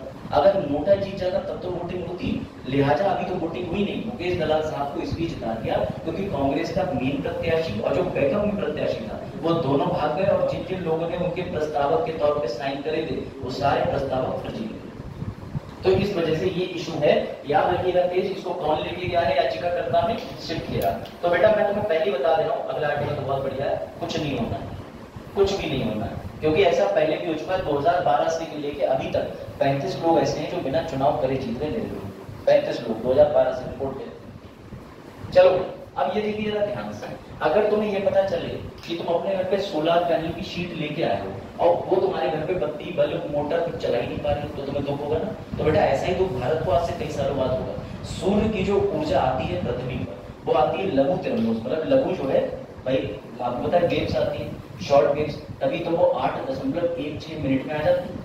और पृथ्वी से शाम को यही जो गर्मी है वो वापस जाती है लॉन्ग वेव के माध्यम से। सर आप ऐसा क्यों बता रहे हैं? क्योंकि जो सूर्य की किरणें पड़ती हैं वो तुम्हारी सोलर पैनल की प्लेट पे पड़ती है। उससे क्या होता है कि सोलर पैनल भैया उसको हीट एनर्जी को किसमें कन्वर्ट करता है? Electrical energy. अब जरा बुद्धि लगाओ, अगर सूर्य से पड़ने वाला आइसोलेशन, सूर्य की किरण की दक्षता या क्षमता कम हो जाए तो तुम्हारी सोलर प्लेट क्या उतनी ऊर्जा बना पाएगी? यही बात नोट करने के लिए द हिंदू ने आर्टिकल दिया है। बेटा उसने कहा है कि सौर्य के विकिरण में कमी आ रही है। तुम कहोगे क्यों ये मुद्दा इंपॉर्टेंट है? तो एनवायरमेंट के टीचर होने के नाते मैं तुम्हें बता दे रहा हूँ बड़ा अच्छी बात, कि जितना तुम कार्बन बना रहे हो ना, ये कार्बन कार्बन कार्बन, ये कार्बन उड़ के जाके बादलों के ऊपर भी छप जाता है। इसके अपने एरोसोल के बादल बन रहे हैं। अब जो बादल बनेंगे कार्बन से, तो कार्बन का कलर ब्लैक होता है। नियम यह है कि काले इंसान को गर्मी क्यों लगती है? क्योंकि वो जितनी भी ऊर्जा होती है एब्जॉर्ब करता है। सफेद को क्यों कम लगती है? रिफ्लेक्ट कर देता है। तो बेटा तुम खुद बताओ, जो बादल बनेंगे वो काले रंग के बनेंगे। ये बादल सूर्य के किरण को या तो लेके अपने पास रख लेंगे, ऑब्जर्व कर देंगे, उसे आगे नहीं जाने देंगे, या कुछ कंडीशन में रिफ्लेक्ट कर देंगे, अगर आधे काले आधे। तो बेटा इसी प्रभाव को बोलते हैं एरोसोल के बादल। ये एरोसोल के बादल लेके जाते हैं, जरा ध्यान देना, ये रहे एरोसोल के बादल। और ऐसा नहीं है ये मानवीय गतिविधियों से हो। अगर कोई ज्वालामुखी का विस्फोट होता है तो ज्वालामुखी के विस्फोट के बाद लंबे समय तक बादल छाए रहते हैं। इंडोनेशिया में एक ऐसा ज्वालामुखी फटा था, पृथ्वी पर 40 दिन तक सूर्य की किरण नहीं आई। सूर्य की किरण आती वो रोक लेता उसको, इतना घना डेंस बादल था। तो ये एरोसोल के बादल बनने की वजह से भविष्य में तुम्हारे सोलर पैनल चार्ज नहीं हो पाएंगे, इसलिए अब हमें ये एरोसोल के बादल भी कंट्रोल करने पड़ेंगे। हमारी बात समझ में? तो कंसेप्ट समझना, किसके बादल बन रहे हैं? एरोसोल के। और भारत किस पे शिफ्ट हो रहा है? Green technology. भारत कह रहा है हम भैया हाइड्रोकार्बन और ये सब ग्रीन इन्वेस्टमेंट करेंगे, नहीं कर पाओगे। बादल तुम बना रहे हो एरोसोल के और बातें कर रहे हो कि सौर ऊर्जा लेके आए, लो भैया क्या। तो ये याद रखना बेटा, किसके बादल बन रहे हैं? एरोसोल के। ये देखो इसका नुकसान, इन प्लेट की दक्षता की कमी हो गई, यानी प्लेट की एफिशिएंसी। क्यों? क्योंकि सूर्य की जितनी प्रभावित करने वाली किरण चाहिए वो नहीं मिल रही।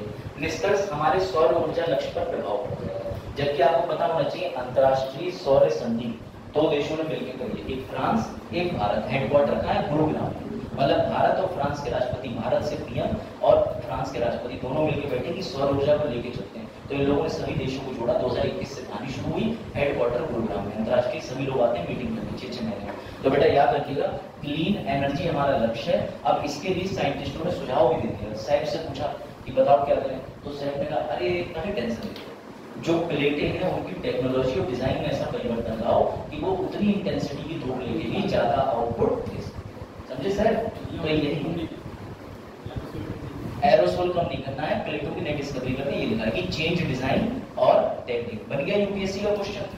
बेटा UPSC is not tough but UPSC demand concept. ये याद रखना, एरोसोल का प्रभाव दिया है, इसे प्यार से कहते हैं टॉमी इफेक्ट और एल्ब्रेच इफेक्ट। ये यूपीएससी पूछ लेगा टॉमी। अब टॉमी आमतौर पर पशु का नाम होता है, तुम्हारे घर पे टॉमी होंगे, फोन पे टॉमी होंगे, क्योंकि उधर स्कूल जाता होगा और टॉमी से नहीं, तो समझो बात को। तो बेटा जो इधर उधर पर्याप्त टॉमी घूम रहे हैं उन्हीं में से एक नाम है टॉमी इफेक्ट। ये टॉमी इफेक्ट कहाँ देखने को मिलता है? कार्बन के कारण छोटे छोटे बादल बन जाते हैं, उन्हें कौन से क्लाउड कहते हैं? एरोसोल।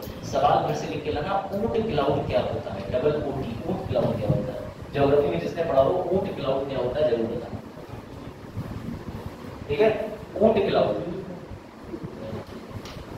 ठीक। इसलिए मैं कहता हूँ मैदान से ग्रुप पे वीडियो डाल रहे हैं, देख लिया करो एक टाइम ज्योग्राफी की, पता चल जाएगा ऊंट क्लाउड क्या होता है, ठीक है? क्रैश कोर्स निःशुल्क पाएं। अब अमेरिका की डबल गद्दारी देखो बेटा। इस बार अमेरिका के अंदर बताओ क्या लगता है तुम बच्चों को अपनी बुद्धि से बताओ, ट्रंप आएगा कि जो बाइडेन आएंगे कि दोनों ही नहीं आएंगे? हाँ भाई क्या लगता है? ट्रंप को तो जानते ही हो, राष्ट्रपति। अमेरिका एक राष्ट्रपति का कार्यकाल कितने वर्षों का है? 6 वर्षों का। 4 बिल्कुल ठीक, 4 साल। और कितनी बार रह सकता है? 2 बार। बल्ला ओबामा जाते ही नहीं, इतना बढ़िया रिस्पॉन्स था। अब प्रश्न ये आता है बेटा, अमेरिका के जो बाइडेन साहब उम्र के कारण अभी तक लिहाज कर रहे थे लेकिन इन्हें कुछ नहीं पता। समझो अब ये यूक्रेन, इजराइल और ताइवान को वॉर का पैकेज दे रहे हैं मदद करने के लिए। अभी तक इन्होंने ये पैकेज रोक के रखा था, ये छोटा मोटा नहीं है। $95 बिलियन बांट रहे हैं। इस पैसे से वो खाना भले ही ना खरीदें, जम के हथियार जरूर खरीदेंगे। तो ये इनके अंदर जो ट्रंप भाई साहब हैं वो दूसरी विपक्ष की पार्टी के हैं बेटा। ट्रंप रिपब्लिकन का था, जो बाइडेन किसके? Democratic party. ये ध्यान रखना, मैं इधर आया तो तुम्हें ज्यादा समझ आएगा। तो बेटा हुआ ये है कि डेमोक्रेटिक पार्टी के जो बाइडेन, इन्होंने अपनी संसद, जिसका नाम अमेरिका की संसद का नाम है सीनेट, तो इन्होंने सीनेट के अंदर बैठ के डिस्कशन करा कि देखो ऐसा करते हैं, अब जो है पैकेज दे देते हैं। तो भैया ट्रंप की पार्टी ने विरोध करा कि पागल हो गए, उस पैकेज से तो वो हथियार खरीदेंगे। तो कह रहे नहीं देना चाहिए। हाँ और ना करते करते चुनाव में अंतर्राष्ट्रीय छवि को बचाने के चक्कर में जो बाइडेन ने तीनों देशों को पैसा बांटने की प्रक्रिया लॉन्च कर दी। उसमें कौन से 3 देश हैं बेटा? Ukraine, Israel, Taiwan. सबसे कम ताइवान को 8 बिलियन, इजराइल 26 बिलियन और बेटा यूक्रेन 61 बिलियन रशिया के खिलाफ, क्योंकि रशिया के खिलाफ, ये भी खिलाफ। अब इतना पैसा ये दे रहे हैं, इसको नाम कह रहे हैं मदद पैकेज। पहुंच गया पैसा, अब युद्ध आगे बढ़ेगा, इकोनॉमी डाउन होगी। और भारत पहले तेल खरीदे पड़ा, पता नहीं तेल का क्या करेगा, गाड़ी क्या चलाएगा, पहाड़ सोए पे चलाएगा जब मरे हुए होंगे सब। अरे कितना तेल खरीदोगे भाई? इसका मिलियन रेट खरीद दो। 4 अलाउ है तुम्हारे तो 6 कर लोगे। चलो भाई, तो याद रहे ये सब जो है वो इलेक्शन के अगेंस्ट में सारी चीजें चल रही है। मेरी बात समझिएगा बेटा, याद रहे ट्रंप इन सब के अगेंस्ट है। ई सपोर्ट, अगर ट्रंप जीता तो उसकी जीत का कारण बनेगा ये मदद पैकेज। याद रखना, $95 बिलियन रुपया बांट दिया गवर्नमेंट।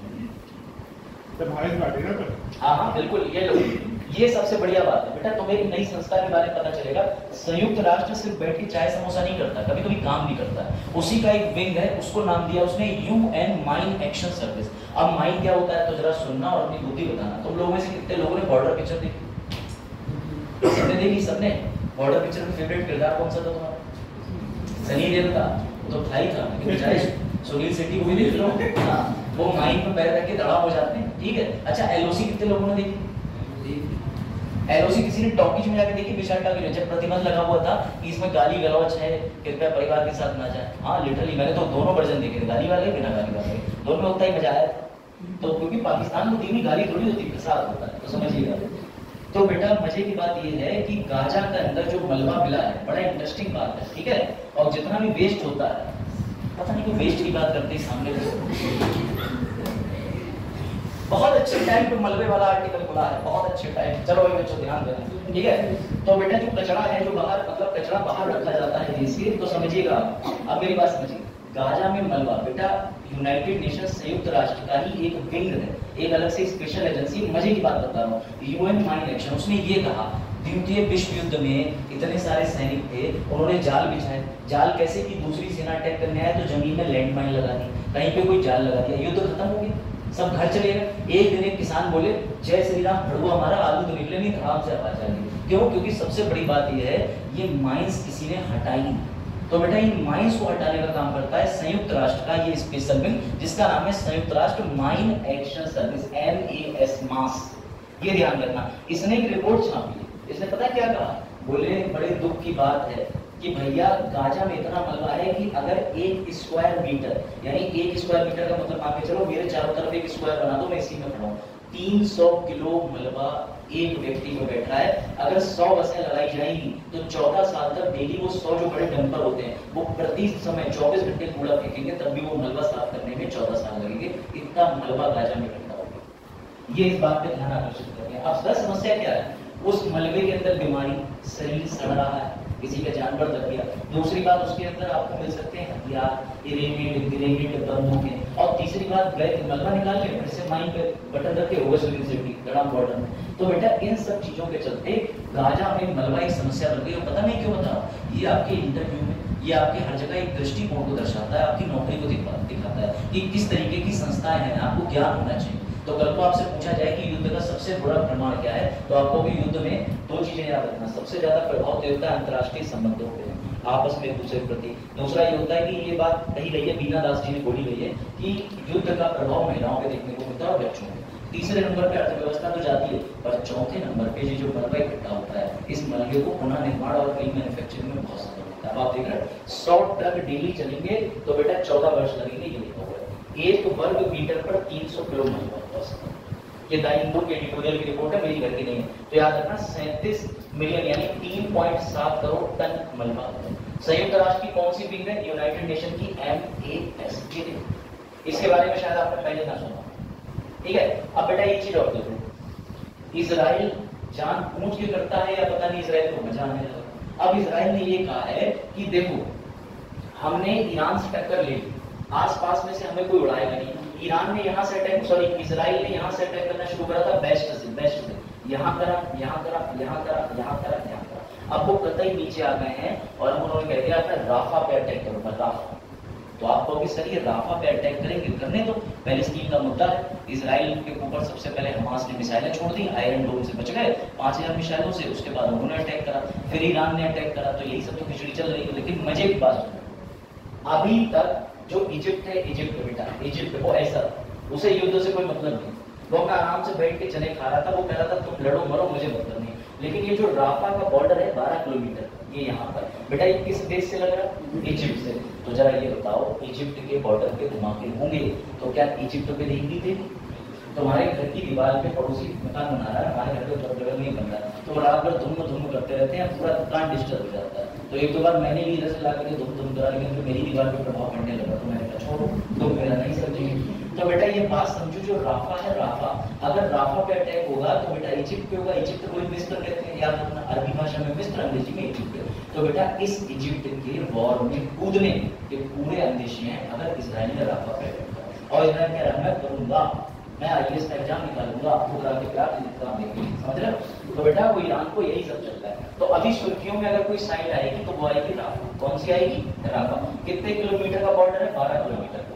इसके पास भी याद रखिएगा एक क्रॉसिंग बड़ा फेमस है, इसका नाम है करीम शलोम गुड क्रॉसिंग। यहाँ से इजिप्ट और इजराइल और बाकी जगहों पर ट्रक के माध्यम से सामान आता जाता है, ट्रेड, तो वो भी बाधित हो जाएगा। अब देखो क्या क्या बचा, ठीक है, ये याद रखना, पूरा आर्टिकल ऐसे रख दिया है। चलो भाई ठीक है। और जिसे भी जो मैंने बोला है वो डिटेल में चाहिए तो इसी नोट्स के साथ PDF में सब नीचे लिखा है। EVM का पूरा मुद्दा लिखा है, नीलगिरी का लिखा हुआ है, ये सब हाँ हाँ बिल्कुल, POK भी ले लेना चाहिए। बिल्कुल सही बात है, बिल्कुल सही बात कह रहे हो तुम। पाकिस्तान को भी वॉर में बतवा दो। हाँ सही बात, आंसू आ गए मेरे बजाय। हाँ POK लेते रहे बजाय, बिल्कुल सही। मैं सुन रहा हूँ, तुम तो बनो फील्ड मार्शल साहब जो अभी तक सिर्फ बने थे अपने मानिक शाह, ठीक है। चलो भाई बच्चों अब बात शुरू करते हैं। हाँ पद क्या होने बड़ा समस्या है कई समय तक जो है। चलो भाई अभी जाते हैं इस तरीके के प्रश्न TCS और उससे 26वां, चलो भाई ध्यान दो MCQ बेटा 26वां विश्व ऊर्जा कांग्रेस का आयोजन कहाँ किया गया और क्या होता है ये वर्ल्ड एनर्जी कांग्रेस? इतना तो पता चल रहा है सर, ऊर्जा को लेकर के बैठते होंगे, नियम बनाते होंगे, नीति बनाते होंगे, सहयोग लेते होंगे। ये 3 पॉइंट तो लिख लो, कॉर्पोरेशन, सहयोग और पॉलिसी मेकिंग, बस इसके अलावा तो कुछ नहीं। लेकिन बेटा इसका उत्तर बताएं, भारत हो नहीं सकता है। जो बच्चे नीदरलैंड कह रहे हैं बेटा, उन्हें नीदरलैंड कभी जीवन में नहीं भूलना चाहिए। क्यों? क्योंकि बेटा तुम्हें पता होना चाहिए कि नीदरलैंड की यहाँ पर एक जगह है और यहीं पे क्या है, अंतर्राष्ट्रीय न्यायालय। अब तो नहीं बोलो, मत भूलना। ये अंतर्राष्ट्रीय न्यायालय किसका अंग है? यूएन के। यूएन के कितने ऑर्गन है? 6। छठा ये, तो मत भूलना, ये हेग नीदरलैंड के अंदर ही अंतर्राष्ट्रीय न्यायालय है। यहाँ जज कितने होते हैं सर? अधिकतम 15। कितने वर्षों के लिए? 9 वर्षों के लिए। भारत से कौन है? दलवीर भंडारी। ये ध्यान रखना, भूलना। तो बेटा एनर्जी कांग्रेस कहाँ हुई? 26वीं नीदरलैंड। ये मत भूलना, ठीक है। अब वापस आ जाओ, कुछ और तथ्य जाने लेते हैं नीदरलैंड के बारे में। तो जरा ये पढ़ लो बेटा, नीदरलैंड कहाँ पर पाया जाता है? यूरोप में। बेटा नीदरलैंड जैसे पूरा अपना उत्तर प्रदेश है, ऐसे ही हो गया नीदरलैंड। इसके अंदर वो शहर भी होगा, शहर का नाम है रोटरडैम। कितनी तारीख से कितनी तारीख? 22 से 25 अप्रैल। क्यों चली? क्योंकि बेटा क्लीन एनर्जी, नवीकरणीय ऊर्जा पर बात हुई है। क्लीन एनर्जी का मतलब ये होता है कि ऐसी मशीनें बनाओ, ऐसी फैक्ट्री बनाओ जिससे कार्बन उत्सर्जन ना। तुम्हारी शुगर फैक्ट्री कार्बन उत्सर्जन करती है, लेकिन इसको कंट्रोल करने के लिए प्रशिक्षित, तो एक मैंने पढ़ाया था इंसिनरेटर, तो वो लगा रखा है इन्होंने, जिसके तहत वो वहीं पे चिमनी से फिल्टर होकर धुआं निकलता है। ये बात आई समझ में? तो ऐसी बातें इन्होंने करी फालतू, जिसका नाम है वर्ल्ड एनर्जी काउंसिल। ठीक है बेटा, ये याद रखना। देखा अभी भी को लगा। हाँ, तो ये याद रखना कौन सा एडिशन था? 26वां। लो जरा और ज्ञान ले लो, फ्री बटा। तो बेटा इसकी थीम क्या थी? थीम, इसकी थीम लिखेंगे सभी लोग, बिना थीम के काम नहीं चलेगा। 26वीं वर्ल्ड एनर्जी कॉन्फ्रेंस कहाँ हुई? तो बेटा नीदरलैंड में हुई, रॉटरडैम में हुई। लेकिन हुई किस विषय पर? तो वही विषय को थीम बोला जाता है। तो ये एनर्जी गति स्पेस का नाम रख दिया कि पुनः निर्माण करेंगे, रीडिजाइन एनर्जी। किसके लिए? लोगों के लिए और इस ग्रह के लिए। Redesigning energy for people planet, people planet. Bharat द्वारा मंडप प्रदर्शनी ये दिखाई गई रॉटरडैम में। मतलब कोई 3-4 लोग बुला के पूरा पानी कर रहा है, मतलब पूरी झांकी मांगी सब रॉटरडैम। ठीक है। वैसे भी इस बार 26 जनवरी परेड में राम मंदिर वालों को मिला था डेब्यू कौन के, इस बार दूसरा, पिछले से पिछले साल का तो दिमाग है। तो बेटा सऊदी अरेबिया के रियाद में होनी है अगली 26वीं, तो पता चल गई सर। 27वीं भी बता दो, तो 27वीं मीटिंग कहाँ होगी बेटा? रियाद। ये रहा रियाद कहाँ है? सऊदी अरेबिया में। ये भी लिखो, 26वीं तो हमें बता दी मैंने, और 27वीं कहाँ मीटिंग होगी? वो यहाँ होगी। क्या हुआ? ठीक हो? अजय बेटा चलो लिखा 27वीं सऊदी अरेबिया, 26वीं sir Rotterdam, Rotterdam Netherland, Netherland. Netherland में है अंतर्राष्ट्रीय न्यायालय। 15 जज 9 वर्षों के लिए बैठे हैं कैंडिडेट। तो आप कहने जा रहे हैं उसमें? मैं उसमें ऐसे जाऊंगा कि मुझे अभी 6-7 जन्म लग गए, क्यों? ऐसे ही मैं पहुंच पाऊंगा। अरे वो बहुत बड़े ग्रेट पीपल, ग्रेट वे, वहां तक पहुंचने के लिए बहुत, वहां पहुंचने के लिए मैं तुम्हें बिल्डअप नहीं दिख रहा होता, सीधी बात समझ। मैं बैठ के इतना अच्छा पहले प्रैक्टिस कर रहा होगा। हाँ बिल्कुल, वहां जाएंगे तो वहां गया जाना। बेटा याद रखना नीदरलैंड कहाँ पर है? तो नीदरलैंड में अंतर्राष्ट्रीय न्यायालय स्थापित है। अब ये ध्यान रखना, तुम्हारी मैपिंग अच्छी कर लो। मैपिंग सर कैसे अच्छी होती है हमें पता ही नहीं है। तो बेटा ऐसे याद रखना, north south east west. Netherland की ईस्ट में क्या है? Black Sea. वेस्ट में नॉर्थ सी, नॉर्थ में पैरेट सी, और सबसे जब यहाँ दक्षिण में मेडिटेरियन सी। जब कोई देश का या किसी चीज का सिर्फ हुआ करे, उसका नॉर्थ साउथ ईस्ट वेस्ट थोड़ा खोल के देख लिया करो, ये बड़ा मदद करता है। ठीक है, ये ध्यान। तो बेटा नीदरलैंड कौन से कॉन्टिनेंट पे है? सर यूरोप महाद्वीप पर, ये ध्यान रखना। अब चलो इधर आ जाओ, ये चीज थोड़ा सा देख लो। नीदरलैंड की अगर बात करें तो नीदरलैंड में ये शासन रहा है। जनगणना कितनी है, सारी चीजें दी है। अगर तुम्हें एक्स्ट्रा जानने का शौक हो देख लेना। करेंसी क्या चलती है? US dollar. ले भाई अगला प्रश्न कंप्यूटर स्क्रीन पे 0 रुपये मिल जाएंगे। तुम्हें एएसआई पता है? एएसआई का मतलब आर्कियोलॉजिकल सर्वे, भारत का पुरातात्विक विभाग, वो किस मंत्रालय के अधीन आता है? हाँ बेटा, वो मिनिस्ट्री ऑफ कल्चर, बिल्कुल ठीक है। कल्चर एंड ट्रेडिशन आती है बेटा, उसी ने सिर्फ एक ही चीज नहीं बना रखी एएसआई, एक और भी बना रखा है, उसका नाम है Indian historical record commission, IHRC। अब बताइए जरा, ये IHRC ने नया मोटो क्या रखा है? हाँ, पहला, दूसरा, तीसरा, चौथा। बेटा जो बच्चे पहला बोल रहे हैं वेरी गुड, यही इसका उत्तर। ठीक है, सर ये इसका उत्तर है तो हमें और जानना है भैया ले। हाँ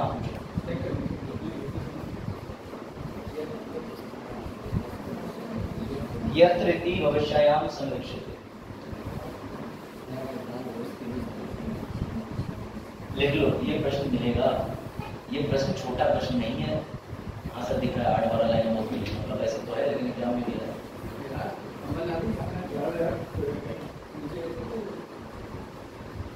वजाहत को तुम कुछ लाते हो, उन्हें सबसे जरूरी ये है जो मैंने सुना है वो लेफ्ट भी होता है राइट भी होता है।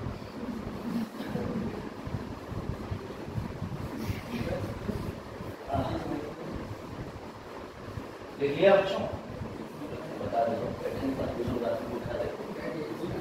हाँ बैठ चाहिए था, 2000 तो आई आगे 2000 के चक्कर में चटनी बन गई। देखो यत्र इतिहास में उसी अगले पेज पे भी लिखा है बेटा, देख लीजिएगा, समझिए बात को ध्यान से।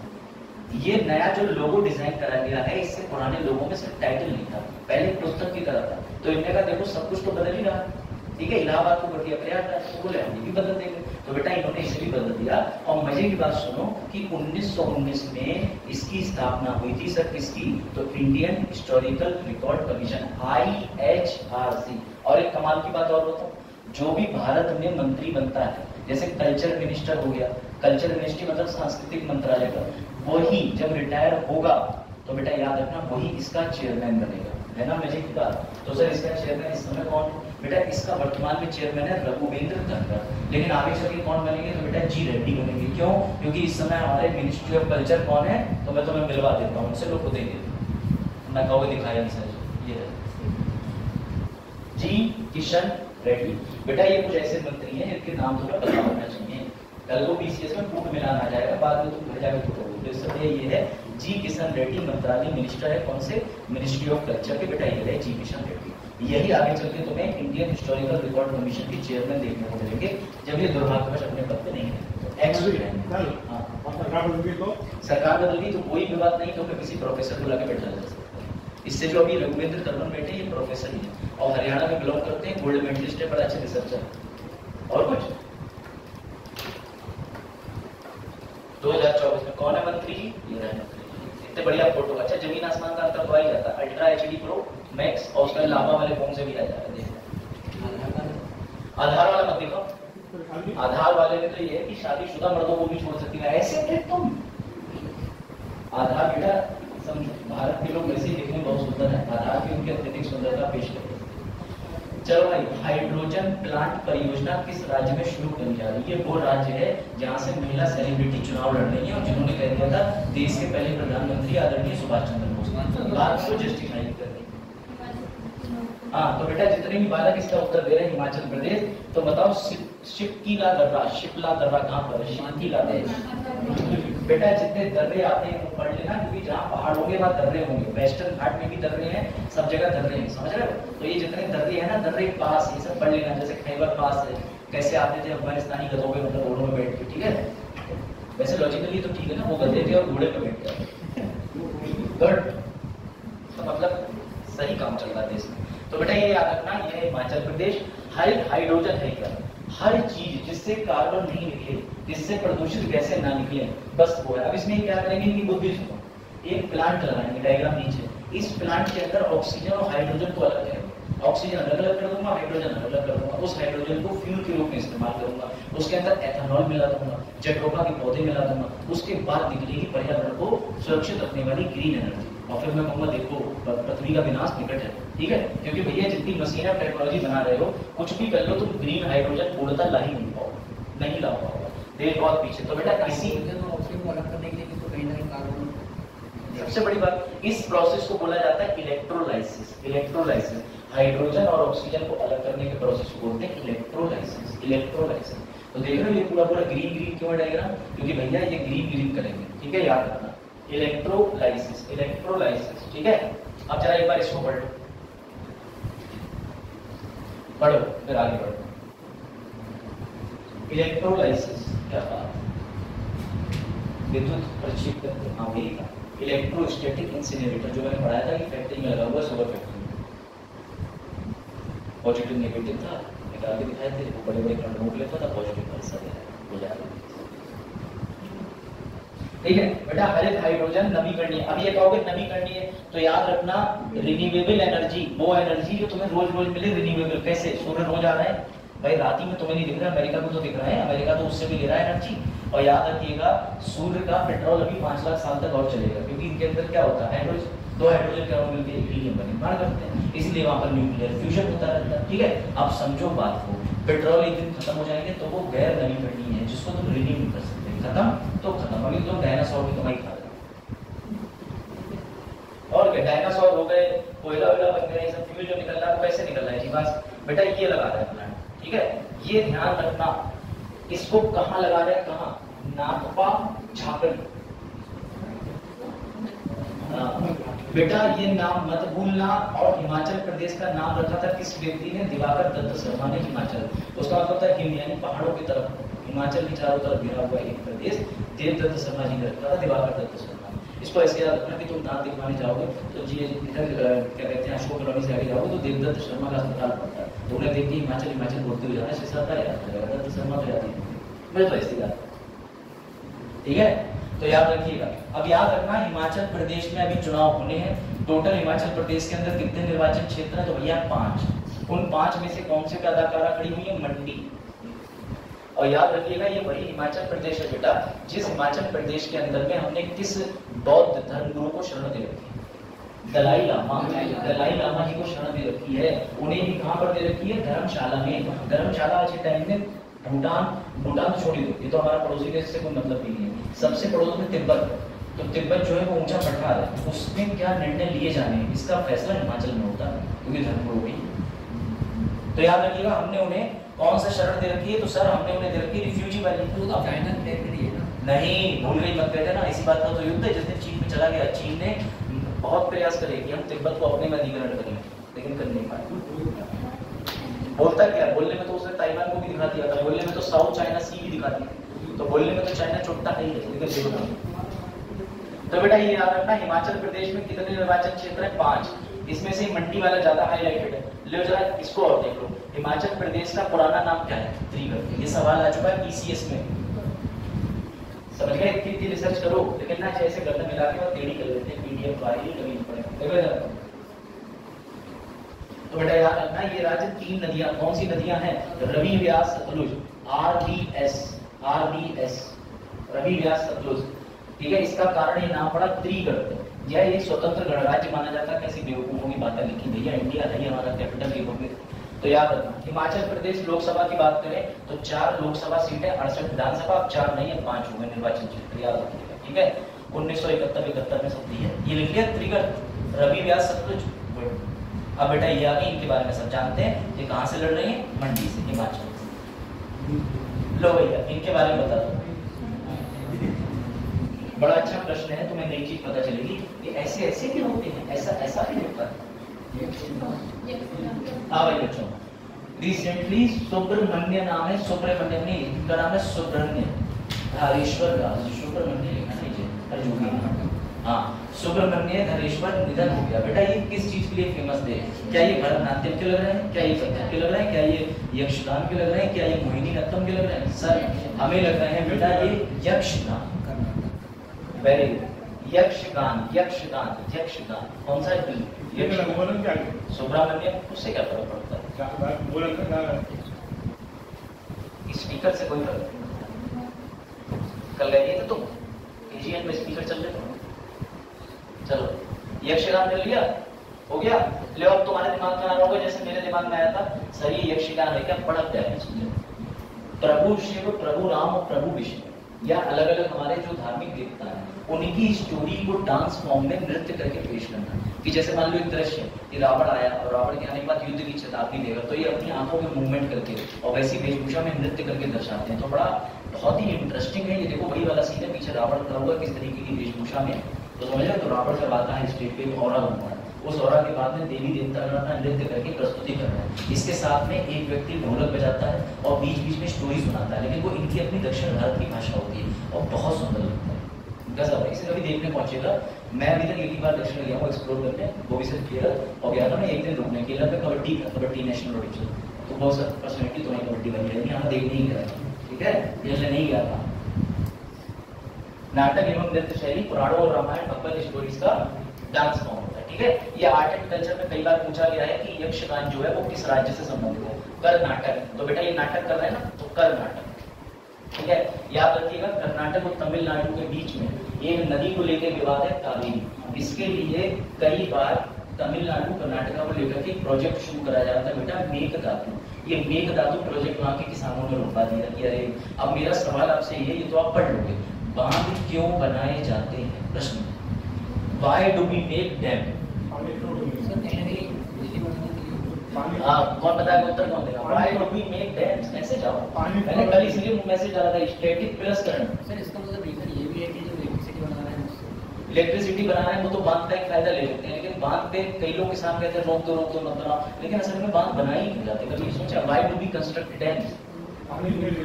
पानी पीने की। अच्छा, हाँ, काल पड़े तो पानी देते हैं, सही बात है तुम्हारी, बिल्कुल सही बात है, हमारे यहाँ आंसू आते हैं, बिल्कुल बहुत बढ़िया बात। ठीक है, चलो मैं तुम्हें बताते रहूं बेटा, कोई भी बांध बनाया जाता है पानी के फ्लो को कंट्रोल करने के लिए। कई बार ऐसे इलाके होते हैं पहाड़ों पर ज्यादा ही बांध बनाए जाते हैं, तो बांध से क्या होता है, तो पानी के प्रभाव को रोक लेते हैं, लेकिन ये नेगेटिव इसलिए हो जाता है कि जिस राज्य की सीमाओं में विवाद का कारण बन जाता है। अभी तो पानी फ्री फ्लो हो रहा था तो राज्य जितना चाहे ले रहा था, डैम बनने के बाद ये तय होता है कि हम इस स्ट्रीट को इधर मोड़ देंगे, इधर मोड़ देंगे, तो ये होता है। बस बांध कुछ नहीं होता है कि पानी की धारा को नियंत्रित किया जा सके। और पानी स्टोर करने की बात ही स्टोरी कहाँ करोगे, डैम तो पानी को उल्टा ऑब्स्ट्रक्ट करता है, बत्ती बनाई जाती है, लेकिन जैव विविधताओं को खतरा है। और भारत ने भी हाल ही में एक ऐसा राज्य है जहां पर एक डैम बन रहा था, उस राज्य के डैम की रोक लगवा दी। वो डैम किस राज्य में बना? ठीक है, ये याद रखना बेटा, तमिलनाडु इस डैम का विरोध क्यों कर रहा है, ये सब चीजें मैंने लिख दी है मेंस के आंसर के लिहाज से, सब देख लेना। ठीक है, और आपको पता है कि कर्नाटक के अंदर हमने जल संकट देखा था, ये लिखा है, मेरे घर का भी बोरवेल सूख गया, बेंगलुरु जल संकट पर बोले डिप्टी सीएम, वहां के सीएम के घर पानी नहीं 24 घंटे। ठीक है, ये बढ़ो, अभी आगे प्रश्न आ रहा है, उसमें एक ऐसा डैम जिस पर अभी सुप्रीम कोर्ट ने हाल ही में रोक लगाई है, किस राज्य में? वो तुम्हारे उत्तर प्रदेश की बाउंड्री छू रहा है। इसका उत्तर है किस संस्था द्वारा global report on food crisis, बेटा GRFC जारी कर रही है, ये रिलीज हुई। हाँ, अच्छा, अभी रुक जाओ, मजा आया। हाँ, पहले उत्तर दे बच्चे, बताइए।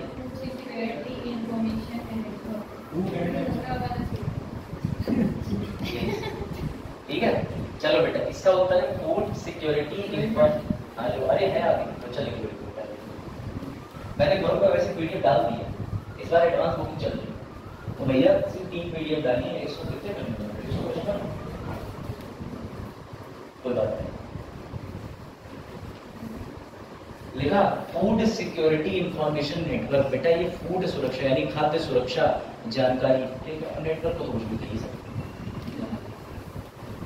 संचार, ये याद रखना, ये इसका उत्तर। तो बेटा the global report food crisis पहले इसमें इसने बस, और पता है ये रिपोर्ट है कि साल भर आई, तुम कहोगे क्यों आएगी? जब से गाजा पट्टी पे भुखमरी फैली है तब से अखबार ये रिपोर्ट खींचने का प्रयास कर रहे हैं कि गाजा पे भूख मिटाओ, और पूरी दुनिया का आकलन कर दिया हर जगह। अभी देखना हर जगह तो बता रहे हैं कि कहाँ इतनी कमी है, कहाँ फूड नहीं पहुंच रहा, मतलब गाजा को खाना पहुंचाने के लिए पत्रकारों ने इतनी रिपोर्टें प्रिंट कर दी है, या तो गाजा वाले को सोच रहे होंगे सही है, इतनी दिक्कत है,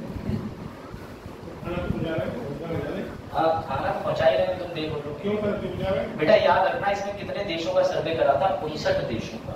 59 देशों में ये रिपोर्ट ये निकल के आई है कि 282 मिलियन लोग खाद्य सुरक्षा को लेकर के टेंशन में, मतलब आज खाने को है तो पता नहीं कल खाने को मिलेगा या नहीं मिलेगा, ये स्थिति आ गई। इसमें इन्होंने 2 देशों की खासकर चर्चा करी है, जिसमें गाजा पट्टी और सूडान, वो भी हमने पढ़ा था। तो 2022 के बाद 24 मिलियन की खाद्य वृद्धि हुई है, किस चीज में भैया? इनसिक्योरिटी में, लोग डर गए। 24 मिलियन 32 देशों में 5 वर्ष के जो बच्चे होते हैं छोटे छोटे, बेटा उनके लिए खाना नहीं है। दुख की बात तो ये है इस रिपोर्ट के अनुसार, मतलब ये जो नीचे हाईलाइटेड लिखा होगा ना ग्रीन कलर से, ये 3 पॉइंट पे ही क्वेश्चन बनेगा। मैं थोड़ा जूम करते हूँ, याद रखना 2022 के बाद 24 मिलियन की वृद्धि हुई है, सर्वाधिक बच्चे एवं महिलाएं हैं। 32 देशों में 5 वर्ष से नीचे के शिशु 36 मिलियन की संख्या में प्रभावित है, ये ध्यान रखना। यानी बच्चों और महिलाओं पे असर पड़ता ही पड़ता है सबसे ज्यादा, क्योंकि उनके पति तो चले गए ट्रेन में बैठ के, हमारे खाना लेके जा रहा है, निकल तो बेचारे क्या करें, और महिलाओं के साथ में समस्या तो रहती है। इसलिए कह रहे हैं महिला सशक्तिकरण को बढ़ावा दें, ज़्यादातर लड़कियों में सिलेक्शन होने चाहिए इस क्लास में, लड़कों को भी होने चाहिए, है नहीं? तो टाइम हो गया। हाँ कोई बात नहीं, टाइम हो गया, कोई बात नहीं, जब आए थे तब टाइम जाएंगे, 3 घंटे वाले और पढ़ लो 2-4 क्वेश्चन, अगला वाला इंपॉर्टेंट है। हाँ भाई ले ये बताओ, कालेसर राष्ट्रीय उद्यान किस राज्य में है? और तेरा राजस्थान, बेटा हरियाणा। ये लो, ये देखो ये न्यूज क्यों है, तो सुनो, मैंने अभी आपसे बोला कि डैम क्यों बनते हैं, वो भी आपको दिखा रहा हूँ बेटा। ऐसा ही डैम बन रहा था हरियाणा के कालेसर में। आप समझिए जरा, कालेसर के पास में एक राष्ट्रीय उद्यान है, नेशनल पार्क, और यहाँ विभिन्न प्रकार के जीव पाए जाते हैं, ठीक है, दिखाऊंगा मैं तुम्हें। यहाँ पर लाल मुर्गा पाया जाता है, वो स्पेशली मुर्गा है, जैसे मध्य प्रदेश का कड़कनाथ है जिसको जीआई टैग मिला, ऐसे हरियाणा के अंदर लाल मुर्गा पाया जाता है, दिखा रहा हूँ, बोला है। तो बेटा ये डैम बन रहा था, इस डैम की वजह से वहां पर जो पारिस्थितिकी तंत्र था, इकोसिस्टम, उस पर प्रभाव पड़ रहा था, तो सुप्रीम कोर्ट ने इस डैम पर रोक लगा। और पढ़ाई पता नहीं, सुप्रीम कोर्ट कुछ दिनों से मुझे लग रहा है खेत में बैठ के जजमेंट देने लगा है, क्या उसे हरियाली से प्रेम हो गया। जलवायु परिवर्तन अनुच्छेद 21 और 14 का मामला लेते हुए बता दिया कि सबके लिए समान होना चाहिए, समझ गए? तो याद रखिएगा, सुप्रीम कोर्ट ने पर्यावरण के प्रति जो रुझान है उसका एग्जाम्पल आप दे सकते हो, क्योंकि क्वेश्चन बन सकता है यूपीएससी में कि environment related recent case laws पर चर्चा कीजिए कि क्या सुप्रीम कोर्ट ने क्या क्या करे, तो आपको डालना पड़ेगा हरियाणा के अंदर कालेसर में सुप्रीम कोर्ट ने डैम के निर्माण पर रोक लगा दी। अब बेटा क्यों रोक लगा दी, तो इसका कारण उन्होंने कही दिए हैं, ये पूरा लिखा हुआ है, 4 बांधों पर रोक लगाई है एक ही जगह पे, सोचने की बात है। और किसने लगाई है? Justice B R. गवई, संदीप मेहता ने। ये जुडिशरी के लिए इंपॉर्टेंट है, ये रहा भैया, ये सुप्रीम कोर्ट ने। अब जरा इसको पढ़ लो एक बार, ताकि तुम खुश हो जाओ आनंद के साथ, पढ़ो, यही सब न्यूज काम आएगी और कुछ नहीं काम आएगा, आगे करो, लिखो छोटी छोटी करो,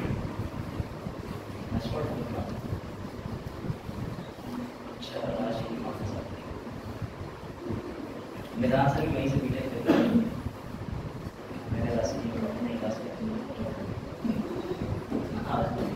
चलो देखो, सुप्रीम कोर्ट ने कहा कि बांधों का निर्माण न केवल कालेसर में वन्यजीवों और आबादी के लिए हानिकारक हुआ, बल्कि पारिस्थितिकी के लिए भी नुकसानदेह हुआ, जिसका उद्देश्य बांधों का निर्माण प्रस्तावित है वह हासिल भी नहीं किया जा सकता।